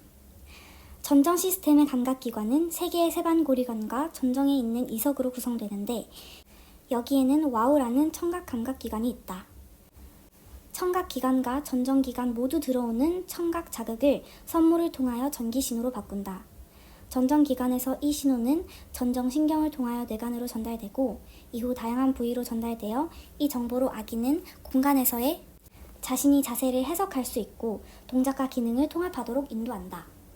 전정기관은 태내에서 첫 번째로 발달하는 기관 중의 하나로 전정신경은 임신 첫 3개월에 첫 번째로 신경마리집화되기 시작하는 신경이다. 20주까지 이 신경은 완전히 성장하고 기타 전정 통로도 신경마리집을 입기 시작한다. 전정기관은 출산 전 태아의 머리가 밑으로 오게 되는 자세를 하는데 책임이 있다고 생각된다. 만사가에서는 전정기관은 성숙되어 있는데 움직이고 자신의 신체 크기와 모양이 변하는 것에 적응하는 것을 배우는 출생 후부터 사춘기까지 전정기관의 통로는 시냅스와 가지돌기에서의 성장, 변형이 일어난다고 한다. 태중 환경은 발달 중인 태아에 거의 일정한 전정 자극을 주는데 약간의 태아 움직임과 엄마의 움직임이 있을 뿐이다. NICU의 조산아들은 1차적으로 고정 상태를 경험하므로 전정 자극이 줄어든 상태이다. 만사가가 경험하는 태내에서 받은 일정한 전정 자극의 결과와 자극을 받지 못한 조산아의 차이는 불분명하고 전정 자극을 꼭 주어야 한다는 중재를 지지하는 정보도 거의 없다. 조산아에 대한 전정 자극에 대한 연구는 종종 다른 모드의 자극과 함께 수행되곤 하였는데 이것이 순수한 전정 자극만의 효과를 이해하는 것은 더 어렵게 만든다. 전정 자극은 행동 상태를 증진한다고 알려져 있다. 예를 들어 느리고 규칙적인 리듬을 타면서 흔들어주는 것은 아기를 진정시키고 조용한 수면을 돕고 빠르고 불규칙적 리듬의 흔들기는 활동과 불안감을 증가시킨다. 전정 자극은 입원 중인 아기들의 섭식, 체중 증가, 입원 기간 혹은 신경 발달학적 결과에 영향을 준다고는 밝혀지지 않았다. 좀 더 많은 연구가 이 분야에서 필요하지만 발달학적으로 적절한 자극 이유를 위해 NICU에서 아기가 견딜 수 있는 범위 내에서의 부드러운 전정 감각 자극을 줄 수도 있다. 후각과 미각의 발달 Olfactory and Gustatory Development. 맛과 냄새는 모두 화학적 감각이며 근접 환경 내에 특정 분자가 있을 때 이에 대한 반응으로 시작되고 신경세포에 의해 전기신호로 전환된다. 후각체계의 발달은 제5주에 코 부위의 작은 구멍으로 시작된다. 8주에는 후각망울에서 신경세포들이 발달하기 시작하고 20주까지 성숙된다. 11주까지는 콧구멍이 후각 상피세포로 가득하다. 냄새 맡을 수 있는 능력은 후각 상피세포들과 신경세포들의 생화학적 발달이 완성되는 28주부터이다. 약 13주부터 태아가 빨고 삼키기 시작할 때부터 미래가 성숙되기 시작하고 만삭인 경우 약 7,000개의 미래가 혀 주위, 연구개 그리고 상부 후두에 있다고 한다. 양수를 삼키고 빠는 것은 미래를 자극하고 그들의 시냅스 연결을 촉진한다. 양수는 태아의 소변과 엄마로부터의 영양물질이 혼합된 계속 변하는 상태이다. 태아는 자궁 내에 있을 때 다양한 맛과 냄새를 경험한다. 이와 비슷하게 모유는 엄마가 먹는 식사의 향을 가지고 있으며 신생아는 엄마의 모유를 이미 그 냄새의 맛과 친숙함으로 알아차리게 된다. 24주부터 만사까지 태아는 하루에 1리터의 양수를 삼킨다. 이에 경험자는 반대로 조산아는 흔히 영양 공급용 구강 튜브 혹은 기관지 삽관 튜브를 입에 넣고 얼굴에 테이프로 붙여져 있다. 그리고 고무장갑, 의약품 혹은 비타민을 아기의 입에 넣기 때문에 이의 맛을 경험하게 된다. 그 이외에도 이러한 상태로는 삼킴 훈련이 경험될 수 없기 때문에 빨기, 삼키기 그리고 호흡의 협응이 어렵다. 청각 시스템, Auditory System 24주까지 와우와 말초 감각신경 기관이 완전해지고 진동 청각 자극에 대해 처음 눈을 깜빡이고 놀라는 반응을 하게 된다. 28주까지는 이러한 반응이 지속되다가 청각 역치가 약 40dB이 되고 42주까지는 성인 수준인 약 13.5dB에 도달한다. 이는 청각 통로가 계속 성숙해감을 보여주는 것이다. NICU에 있는 조산아는 청각이 정상 발달하고 성숙되는 시기에 NICU의 소음에 노출되기 쉽다. 이러한 NICU 소음에 노출되는 것은 수면장애뿐 아니라 와우의 손상 원인도 되어 아기의 성장과 발달을 저해한다. 호흡기의 튜브 내에서 들리는 물방울 소리와 인큐베이터 밖에서 두드리는 소리는 인큐베이터 안에서 70에서 80dB에 달하는 소음으로 들릴 수 있다. 반면 병실 문을 닫거나 인큐베이터 밑에 서랍을 여닫거나 매트리스의 머리 부위를 떨어뜨리거나 하는 것은 90에서 120dB 정도의 소음이다. 인큐베이터 덮개로는 오직 두드리는 소리를 줄여줄 수 있을 뿐이다. 그러나 인큐베이터 안으로 전달되는 소음은 대부분 모터, 서랍과 문 닫는 소리, 그리고 영아 자신의 울음소리로부터이다. 기타 흔한 NICU 소음은 알람, 머리 위 호출기, 비퍼, 전화, 차소리, 그리고 대화소리이다. 한 연구에서 최고조 소음의 범위는 65에서 75dB인데 가장 심한 소음은 인간 활동에 의한 것이었다고 한다. 정상 대화는 보통 60dB 범위이고 속삭이는 대화는 20에서 30dB 사이이다. 이와는 반대로 태내에서 임신과 관련된 소리는 조용한 엄마 말소리, 엄마 심박동, 그리고 소화기계에서 나는 소리. 고정되거나 지속되지 않고 어떤 패턴이 있다. 이러한 소리 역시 엄마 혹은 아기의 행동에 부수적일 때도 있고 하나 이상의 감각기관에 영향을 주기도 한다. 인간 태내에서의 배경적 소음은 엄마 말소리의 주파수와 달리 구별된다. 태내에서는 엄마의 조직이 250Hz 이상 되는 주파수의 음은 약화시키고 발달 중인 태아를 보호한다. NICU의 소음 환경은 낮은 주파수, 높은 주파수 소리로 되어 있으며 이것으로 인해 아기가 엄마 말소리에 노출되는 것을 감소시킨다. NICU의 아기는 자궁 내보다 매우 다른 청각 환경의 경험을 가지게 된다. 미국 소아과 학회는 NICU의 소음 수준이 45dB 이상은 넘지 않아야 된다고 권장하고 있다. 이를 위해서는 의료진들이 협력해야 하고 NICU 디자인과 구조가 이를 뒷받침해 주어야 한다. 사람과 기계로부터의 소음을 줄이는 전략 이외에도 현재의 밀집하고 시끄러운 NICU 디자인에 대한 새로운 대안을 에반스와 필빈, 화이트, 그리고 필빈과 에반스가 제안하였다. 시각 시스템, Visual System. 시각은 가장 복잡한 인간의 감각이며 만삭 출생 시까지 최소로 성숙되는 기간이다. 23, 24주까지는 눈의 주요한 구조와 시각 통로가 형성되어 있다. 그러나 눈썹이 붙어 있고 눈동자는 맑지 않다. 그리고 눈 안에 배아 조직이 남아있다. 적은 미성숙한 광수용기 세포들이 망막을 차지하고 있으며 뒤쪽 망막에서 혈관들이 발달하기 시작한다. 24주에서 만삭까지 망막과 시각 피질은 집중적으로 성숙과 분화 과정을 거친다. 24주에서 28주에 눈꺼풀이 분리된다. 그러나 동공 반사는 없다. 눈꺼풀은 밝은 빛에 대해서는 팽팽하여지지만 쉽게 피로해진다. 34주에 가서야 동공 반사가 있고 밝은 빛에 대해 피로감 없이 눈을 감을 수 있게 된다. 짧게 눈을 뜨고 은은한 조명 아래서 대조가 분명한 형태의 시각을 집중할 수도 있다. 모란테 등은 대부분의 제태 연령 32주의 조산아는 2분의 1인치의 줄무늬를 12인치 거리에서 지각할 수 있고 35에서 36주 조산아는 4분의 1인치의 줄무늬를 지각할 수 있음을 발견하였다. 대부분의 만삭 아기들은 1.8인치의 줄무늬를 감지할 수 있었다. 또한 34주부터 선호 패턴이 성숙된다. 세인트 앤 달가시스, 모렌테 등은 조산아였던 영아를 40주에 관찰하였을 때 만삭 아들보다 시력이 떨어져 있고 패턴 선호도 덜 성숙되어 있음을 발견하였다. 만삭아는 시력이 400분의 20 정도이며 가까운 물체에 초점을 맞추지 못하는 원시 상태이다. 전형적으로 시각의 발달은 어두운 자궁 안에서 빛에 대한 노출 없이 이루어진다. 그러나 조산으로 출생한 영아는 NICU에 매우 밝은 빛에 노출되기 쉽고 이는 동물에서는 광독성적인 효과가 있다. 궁극적으로 뇌의 발달에 충격을 준다. 고빌리루빈증에 대한 광선 치료는 만 개의 촛불을 켜둔 상태와 맞먹는다. 아기들의 시각기관이 성숙되어 있지 않기 때문에 조산아들은 주위와 보충적인 보조 빛의 원천을 가려주어야 한다. 5개의 촛불 정도가 자발적으로 눈을 뜨게 하는데 적절한 조도이다. 조산아들이 검고 흰 패턴에 주의하게 될 것이지만 이것은 그들에게 스트레스가 될 수 있다. 검고 흰 패턴을 오래 보고 있었던 경험은 아동기의 낮은 IQ와 상관이 있다. 시각 자극은 정상적인 청각 우세를 방해하고 손을 보는 행동이 늦게 나타나고 시각적으로 좇으면서 하게 되는 손을 뻗는 기능 발달에 방해될 수 있다. 의식 분화의 발달 Evolution of State Differentiation 일련의 특성적 다양성을 연계하는 관점에서 본 참된 행동적 상태란 36에서 37주 이하의 태아에서는 존재하지 않는다. 그리고 36주 이하의 어린 영아들은 각성을 조절할 수 있는 완전한 능력이 없다.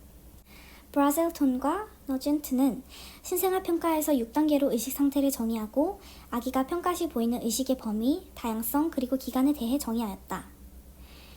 엘스는 조산아들을 위해서 이러한 상태를 수정하여 조산아는 건강한 만사가가 보이는 상태보다 덜 조직화되고 덜 분명히 구분된 상태라고 설명하였다.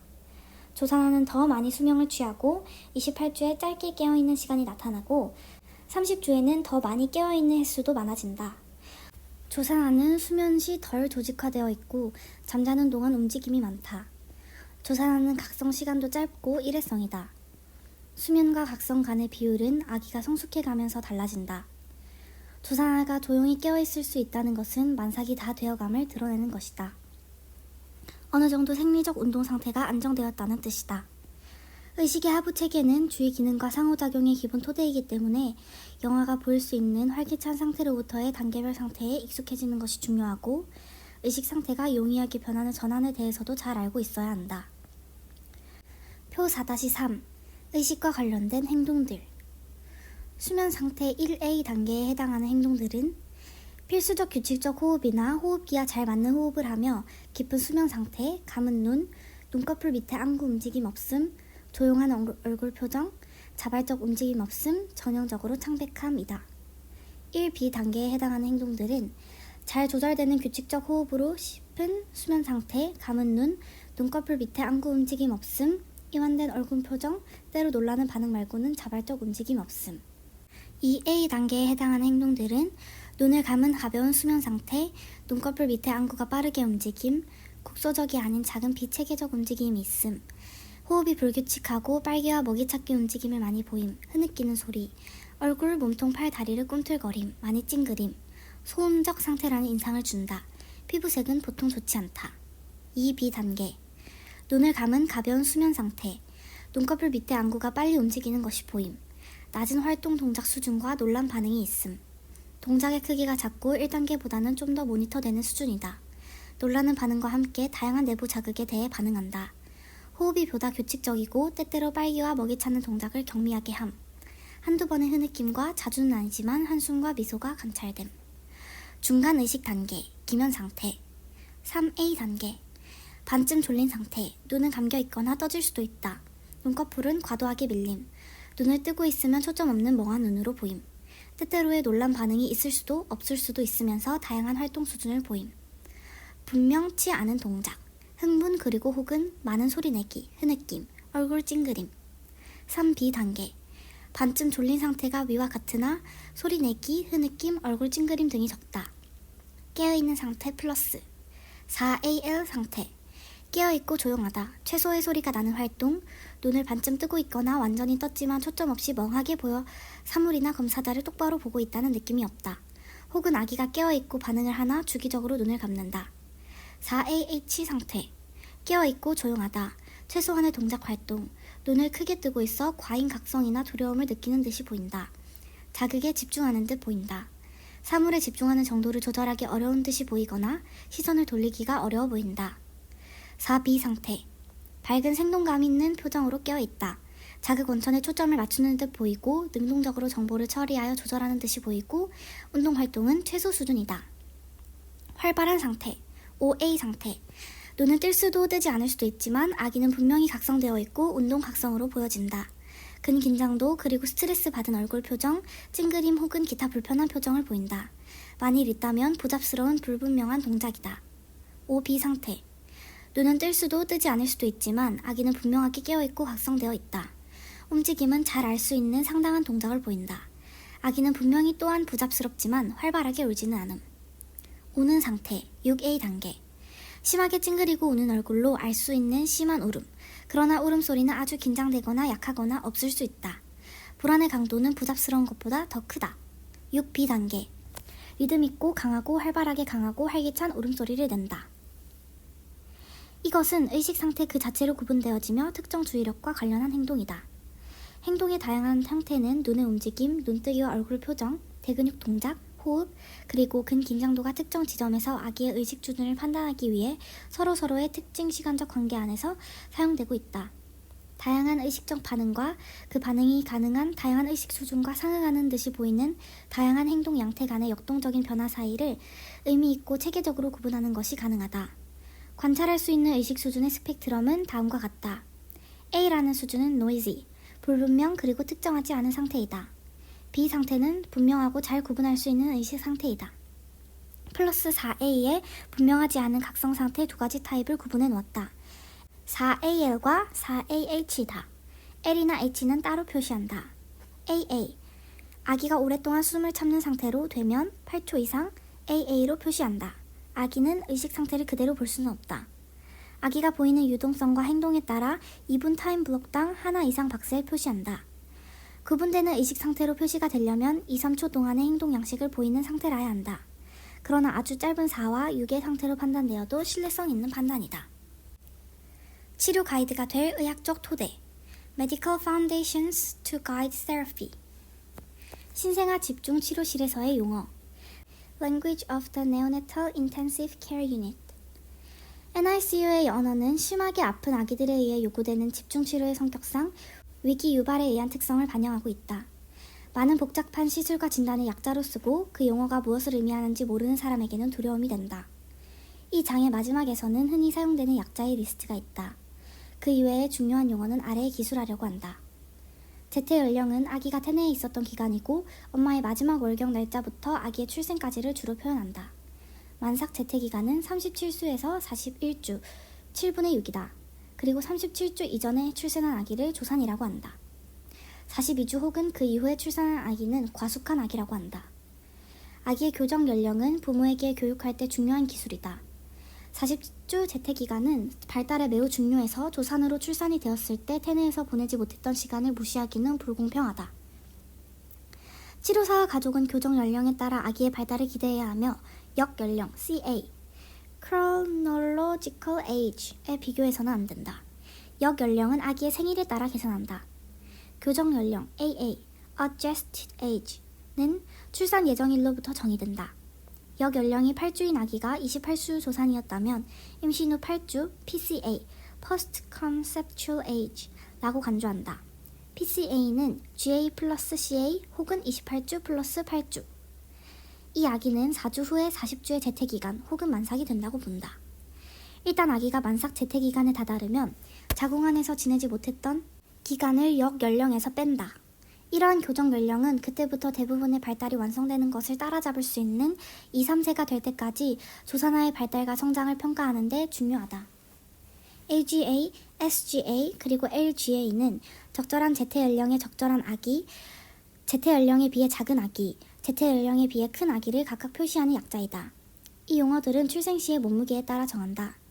AGA의 체중은 10에서 90%일 때이다. 12주 조산한 아기도 AGA일 수 있다. 혹은 만사가로 출생했을 때 체중이 또래 평균의 2표준 편차 이내에 있게 되면 AGA이다. SGA는 또래 몸무게 평균의 2표준 편차 이하인데 10% 이하이다. LGA는 90% 이상으로 또래의 평균 체중의 2표준 편차 이상이다. SGA 영아는 IUGR, 즉 태내의 성장 발육 지연이라고 한다. 이에 대한 이유는 염색체 이상, 선천성 기형 혹은 선천성 감염 등이 있을 수 있다. LGA 아기는 부모가 큰 경우, 엄마의 당뇨 혹은 과숙한 상태, 제태기간이 42주 넘을 때, 혹은 기타 유전적 증후군이 있을 때가 있다. LGA 아기는 태어날 때 특히 팔의 얼개신경 손상, 주산기 압박과 같은 출산 시의 손상을 받기가 쉽다. 고인슐린 분비증 혹은 적혈구 증가증도 더 나타나기 쉽다. 출생 시의 체중과 발달 결과의 상관성에 관한 연구는 흔하다. 그리고 NBW, LBW, MLBW, VLBW, ELBW라는 용어를 사용한다. 정상 출생 체중 NBW는 2,500에서 3,999g, 저체중아 LBW는 2,500g 미만으로 정의된다. 중등도의 저체중아 MLBW는 1,500에서 2,500g이다. 극소 저체중아 VLBW는 1,500g 미만이다. 초극소 저체중아 ELBW는 1,000g 미만이며 750g 미만은 마이크로프리미이고 4,000g 이상인 아기는 거대 체중아이다. 의학 차트에서 엄마를 기술할 때 32세 G5 P1123이라고 써있을 때가 있다. G는 임신이고 P는 출산이다. 이러한 용어는 엄마의 임신 횟수와 출산했던 횟수를 각각 가리킨다. 첫 번째 출산은 만삭 출산의 횟수, 두 번째 숫자는 조산 횟수, 세 번째 숫자는 유산 횟수, 자연유산 혹은 낙태, 그리고 네 번째 숫자는 생존한 자녀 숫자이다. G5 P1223을 풀어보면 이 엄마는 5번 임신하였고 한 번은 만삭 출산, 두 번의 조산, 두 번의 유산, 그리고 현재 총 3명의 자녀가 생존하고 있음을 말한다. P 뒤에 숫자 1개만 표시되어 있을 때 그것은 생존해 있는 자녀의 수이다. 버지니아 아프가는 1953년에 출산 후 신생아의 신체적 상태를 평가하는 척도 시스템을 만들었고 아프가라는 이름은 이 척도를 가리키는 약자로 발전하였다. A는 모습, P는 맥박, G는 찡그림, A는 활기참, 그리고 R은 호흡에 해당한다. 이러한 점수는 아기가 응급소생술을 필요로 하지 않는 경우 보편적으로 출생 1분과 5분에 매긴다.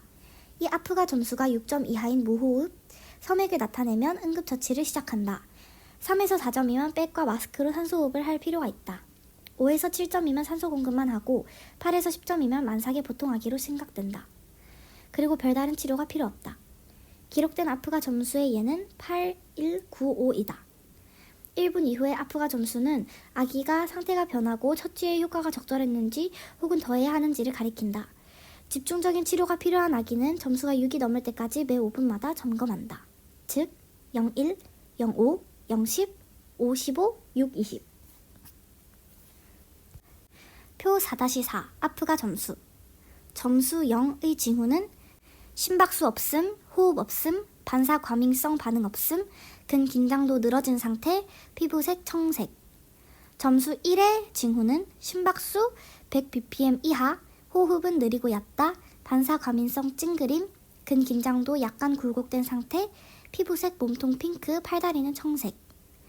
2점의 징후는 심박수 100에서 140bpm, 호흡은 좋고 불규칙하게 운다, 반사 과민성 기침 혹은 재채기, 근긴장도 팔다리의 활발한 움직임, 피부색 모든 신체 핑크빛.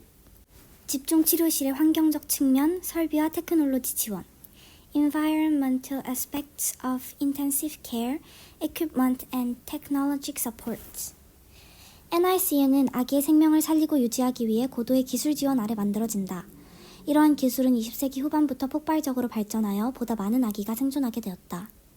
이러한 기술적 진보는 NICU의 분위기, 문화, 그리고 작업 공간에도 영향을 주었다. 그리고 NICU를 매우 복잡하고 아주 냉정화한 기계적인 모습으로 변화시켰다.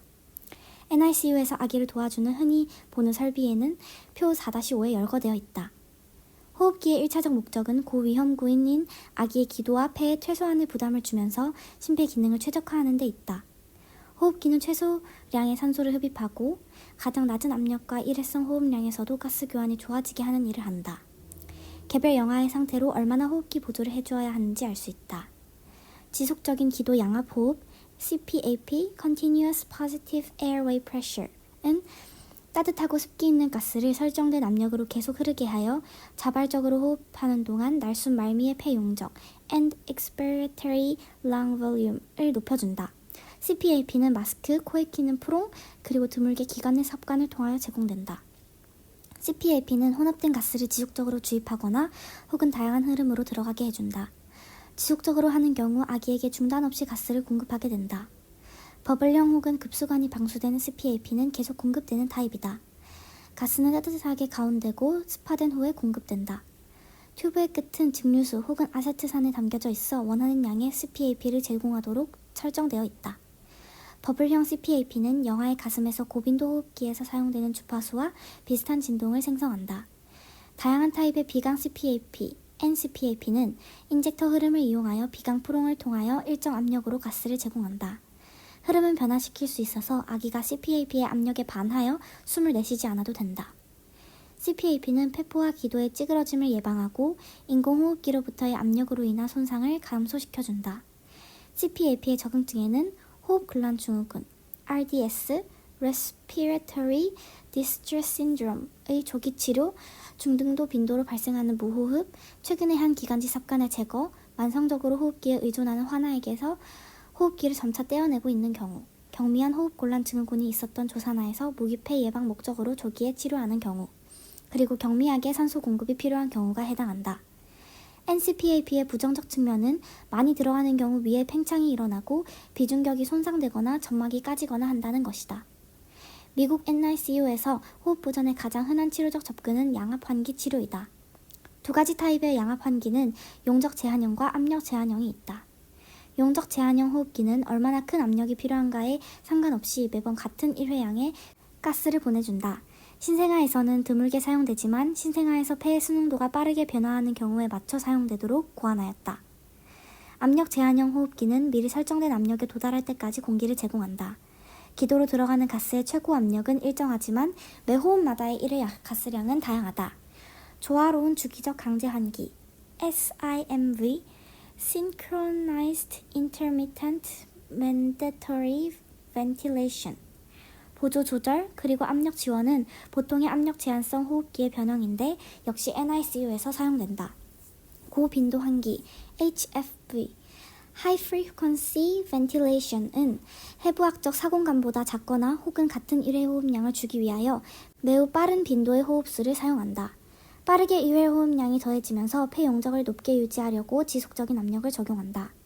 일반 호흡기에 비해 HFV의 장점은 이미 압력과 용적에 의해 외상을 받은 폐에서 보다 낮은 상부 기도 압력으로도 적절하게 가스 교환이 이루어질 수 있다는 점인데 상대적으로 손상받지 않은 폐를 정상적인 구조로 유지하고자 하는 데 있다.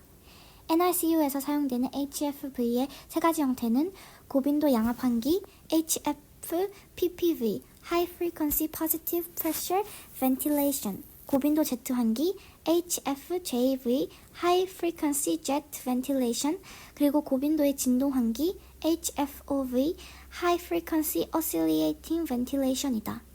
HFPPV는 보통의 호흡기나 고빈도로 설정된 변형된 보통의 호흡기로도 할 수 있다. HFJV는 가운데고 압축된 가스를 상기도로 직접 제트 인젝터를 통하여 준다. HFJV는 폐의 순응도와 신체 크기에 따라 다양한 범위로 산소화와 환기를 유지시켜줄 수 있다. HFOV는 사이너스식의 압력파를 만드는 피스톤식 펌프 혹은 진동하는 횡격막을 가지고 있어 이 압력파가 기도를 통해 폐포에 전달된다. 일정한 기도 압력을 유지하는 바탕의 적은 일회 호흡량이 빠른 호흡수로 더해지는 것이다. 표 4-5 신생아 집중치료실의 흔한 의료기구 복사 열 보온기 머리 위로 열을 내는 장치, 온도 모니터 등을 갖춘 높이와 각도 조절 가능, 테이블 위에 조절 가능한 낮은 높이의 플렉시 유리로 된 사이드 레일이 있는 침상, 인큐베이터, 열 및 습도 조절기가 있는 매트리스를 투명한 플라스틱 유닛 또는 박스로 덮은 막혀있는 인큐베이터, 아기와 접촉은 측면 구멍을 통해서 한다.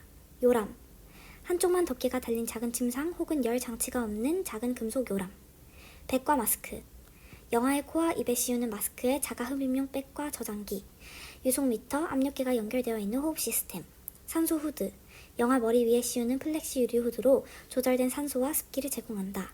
비관, 코 구멍에 맞게 작은 프롱과 구부러지는 튜브를 통하여 가습한 가스를 준다. HFNC, 비관을 통하여 가습한, 아주 많이 가습할 수도 있는 가스를 고속으로 준다.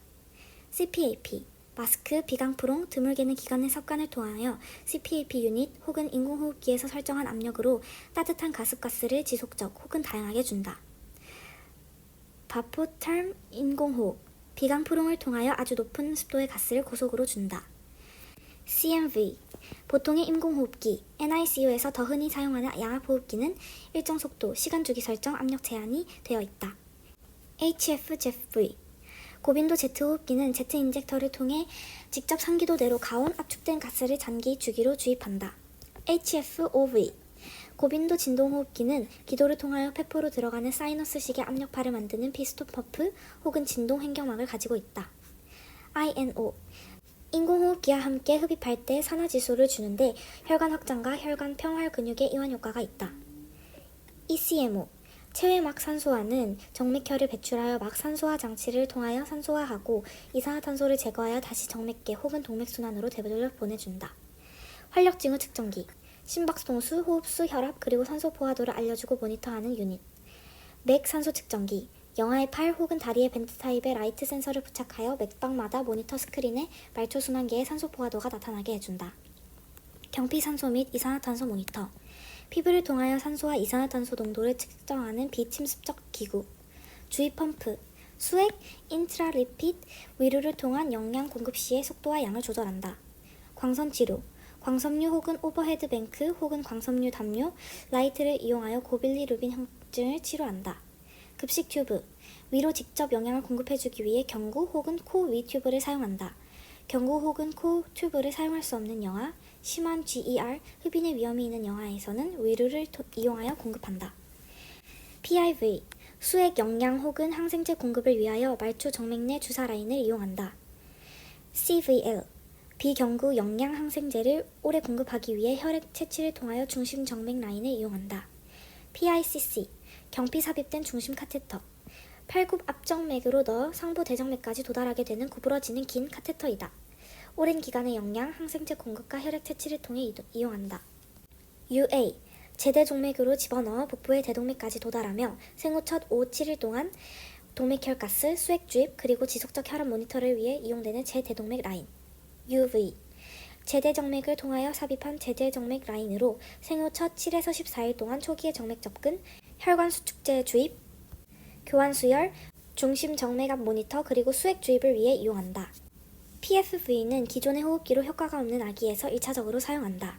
기존의 호흡기 CMV Conventional Mechanical Ventilation보다 HFV의 분명한 장점을 보여준 연구는 없지만 임상적으로 HFV는 공기가 새는 증후군, 폐간질 공기증 PIE Pulmonary Interstitial Emphysema 현장성 환경막 헤르니아 CDH Congenital Diaphragmatic Hernia 교동술 전후 태변 흡입 증후군 MAS 메코니움 에스피레이션 신드롬 그리고 폐형성 부전의 특정 경우에 도움이 되었다.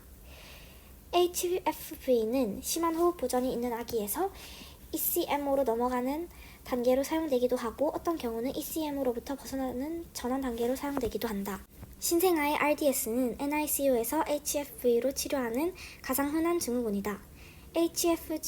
HFJV는 공기가 새는 에어릭 증후군의 치료에 가장 효과적인 것으로 나타났다. 반면 HFOV는 CDH, RDS 그리고 지속적인 영아 폐고혈압 PPHN Persistent Pulmonary Hypertension of the Newborn에 더 나은 결과를 보여주었다. HFV의 가장 심한 부작용은 초기의 뇌백질 연화증으로 인한 장기적 신경학적 손상 혹은 심한 뇌실내 출혈 IVH Interventricular Hemorrhage이다.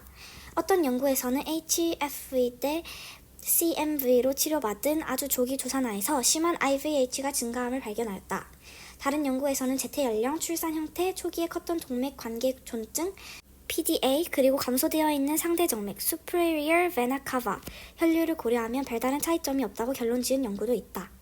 NICU에서 최근 많이 사용하게 된 또 다른 형태의 호흡기는 높은 유속의 비강 튜브이다. 고속 비강 튜브 High Flow Nasal Cannula는 경미한 호흡 문제가 있는 영아에게 폐의 팽창 말미에 양압을 제공하는 데 있어 NCPAP만큼 효과적임을 보여주는 연구가 있다. NCPAP보다 비강 튜브가 좋은 이유는 비중격에 덜 자극적이라는 점이다. 비강 튜브는 신생아 편에서는 더 편안하고 간호사나 가족 쪽에서 보면 아기를 안고 돌볼 때 비강 튜브가 비강 프롱 혹은 마스크보다 더 다루기 용이하다는 점이 장점이다. 매우 습도 높은 고속 비강 튜브는 비강 튜브의 부정적 영향, 마르고 출혈 혹은 중격 손상이 없이도 가스를 빠른 속도로 제공할 수 있다. 바포derm 고습도의 고속 비강 튜브의 사용에 관해 참고할 수 있는 연구는 제한적이다. 1999년 12월 미국 FDA는 거의 만삭에 가깝거나 만삭아가 저산소성 호흡 곤란이 있는 경우 산화질소 흡입을 허용하였다. PPHN, RDS, 흡인 증후군, 폐렴, 폐혈증, 그리고 선천성 횡격막 헤르니아는 저산소성 호흡곤란을 유발할 수 있는 질환들이다. 산화질소의 1차 기능은 혈관을 확장시키고 혈관 평활근을 이완시킨다. 이를 통하여 폐포로 혈류 공급이 많아지고 산소와 이산화탄소 간의 교환이 향상된다. 산화질소는 반감기가 짧기 때문에 전신적 혈관에는 영향을 미치지 않고 폐혈관의 평활근에만 영향을 준다. 기도의 평활근 역시 산화질소에 의한 영향을 받는다. 그리고 기도와 혈관의 평활근의 이완은 환기 관류 이상이 있는 아기의 치료에 효과적이다. 34주 혹은 그 이상의 재태 연령인 신생아가 진행성의 저산소성 호흡 부전이 있을 때 생애 첫 주의 보완적 요법으로 산화질소의 사용을 하는 적응증이 된다. 산화질소의 흡입을 결정하기 전 어느 정도 질환이 심해야 하는가와 그 전에 시도해봐야 하는 방법 등에 대한 분명한 기준은 없다. 산화질소의 사용은 심폐기능이 우좌 단락에 의존하고 있는 선천성 심장기형 환아 혹은 좌측 심장이 심한 기능 부전을 보이는 환아에서는 금기이다. 선천성 횡격막 헤르니아 환아에서는 산화질소 흡입이 효과적이지 않은 반면 여러 센터에서 진행한 동시 연구에 따르면 만삭에 가깝거나 만삭인 아기가 PPHN과 같은 다른 원인에 의한 저산소성 호흡 부전이 있을 때는 산화질소의 흡입이 산소화를 도와주는 것으로 드러났다. INO는 신경 발달학적, 행동적, 의학적 이상을 유발할 위험의 증가 없이도 ECMO의 필요성을 줄인다는 연구가 있다. 34주 이하의 조산아에서 INO의 사용은 논란이 있고 흡입 시기, 양, 그리고 치료 기간에 대한 일치된 의견이 없다.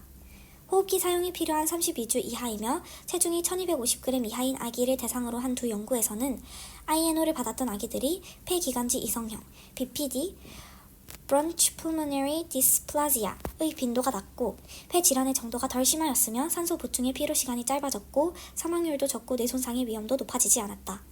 INO의 장점은 기도 저항을 낮추어 산소 공급의 필요성과 인공호흡기 사용을 줄이며 산화 스트레스를 줄이는 데 있다. ECMO는 심장, 폐 우회 기계와 비슷한데 아기의 심장과 폐에 대해 휴식과 지지를 해주는 기능이다. ECMO는 인공호흡기와 고빈도 환기 같은 기존 치료에 반응하지 않는 저산소 등의 심장 및 폐 기능 이상이 있는 환자에게 사용된다. 지난 10여 년간 표면 활성제의 사용, 흡인성 산화질소, 그리고 고빈도의 환기법 사용이 RDS, MAS 혹은 폐고혈압 환자에서 ECMO를 대체하여 왔다. ECMO는 CDH, PPHN, 그리고 폐혈증에서는 계속 이용되고 있다. ECMO를 시작하기 위하여 아기 목의 우측에 카테터를 넣고 캐뉼레이션이라는 시술로 심장까지 도달하게 한다. 아기의 침대를 높인 상태에서. 아기의 산소화되지 않은 혈액이 중력으로 인하여 카테터를 통하여 ECMO 펌프 쪽으로 들어간다. ECMO 펌프는 이 혈액을 ECMO 순환을 통과하게 해주는데 이때 인공폐의 역할처럼 산소화를 시켜주는 막이 있어서 이산화탄소를 제거하고 산소를 통화 중인 혈액에 공급한다. 산소화된 혈액은 그 다음 카테터를 통하여 아기에게로 돌아온다. ECMO를 시행 중인 아기는 진정 및 이완되게 하고 통증을 줄이는 약물을 준다. 아기는 우측 목에 혈관 접근이 쉽도록 얼굴을 좌측으로 돌린 상태로 똑바로 눕게 한다. 아기의 혈액이 카테터를 나와 ECMO 순환과 접촉할 때 엉김을 방지하기 위하여 다량의 헤파린을 준다. 헤파린은 피떡 형성을 방지하기 위해 사용하지만 아기에게 출혈을 야기할 수 있어서 이것이 가장 심각한 ECMO의 합병증이다. 아기는 매일 2개 초음파를 시행하여 2개 내 출혈 ICH의 발생 여부를 파악하여야 한다. 출혈이 생겼으면 ECMO를 중단할 이유가 된다. ECMO를 받고 있는 아기는 비정상적인 자세, 근긴장도 그리고 비정상적 동작 패턴이 발생할 위험이 있고 정기적인 발달 경과 추적을 하여야 한다. ECMO를 했던 아기는 후에 흔히 입으로 먹는 것을 어려워한다. 기타 나타날 수 있는 신경 발달학적 문제에는 경기, 청각 상실, 과잉 행동, 행동 문제, 뇌성마비, 학업 문제, 그리고 발달 지연 등이 있다. 환아가 1차적으로 ECMO를 받아야 하는 다양한 진단을 가지고 있어도 ECMO 후에는 비슷한 기능적 신경 발달 결과를 보이는데 CDH 아기만 예외이다.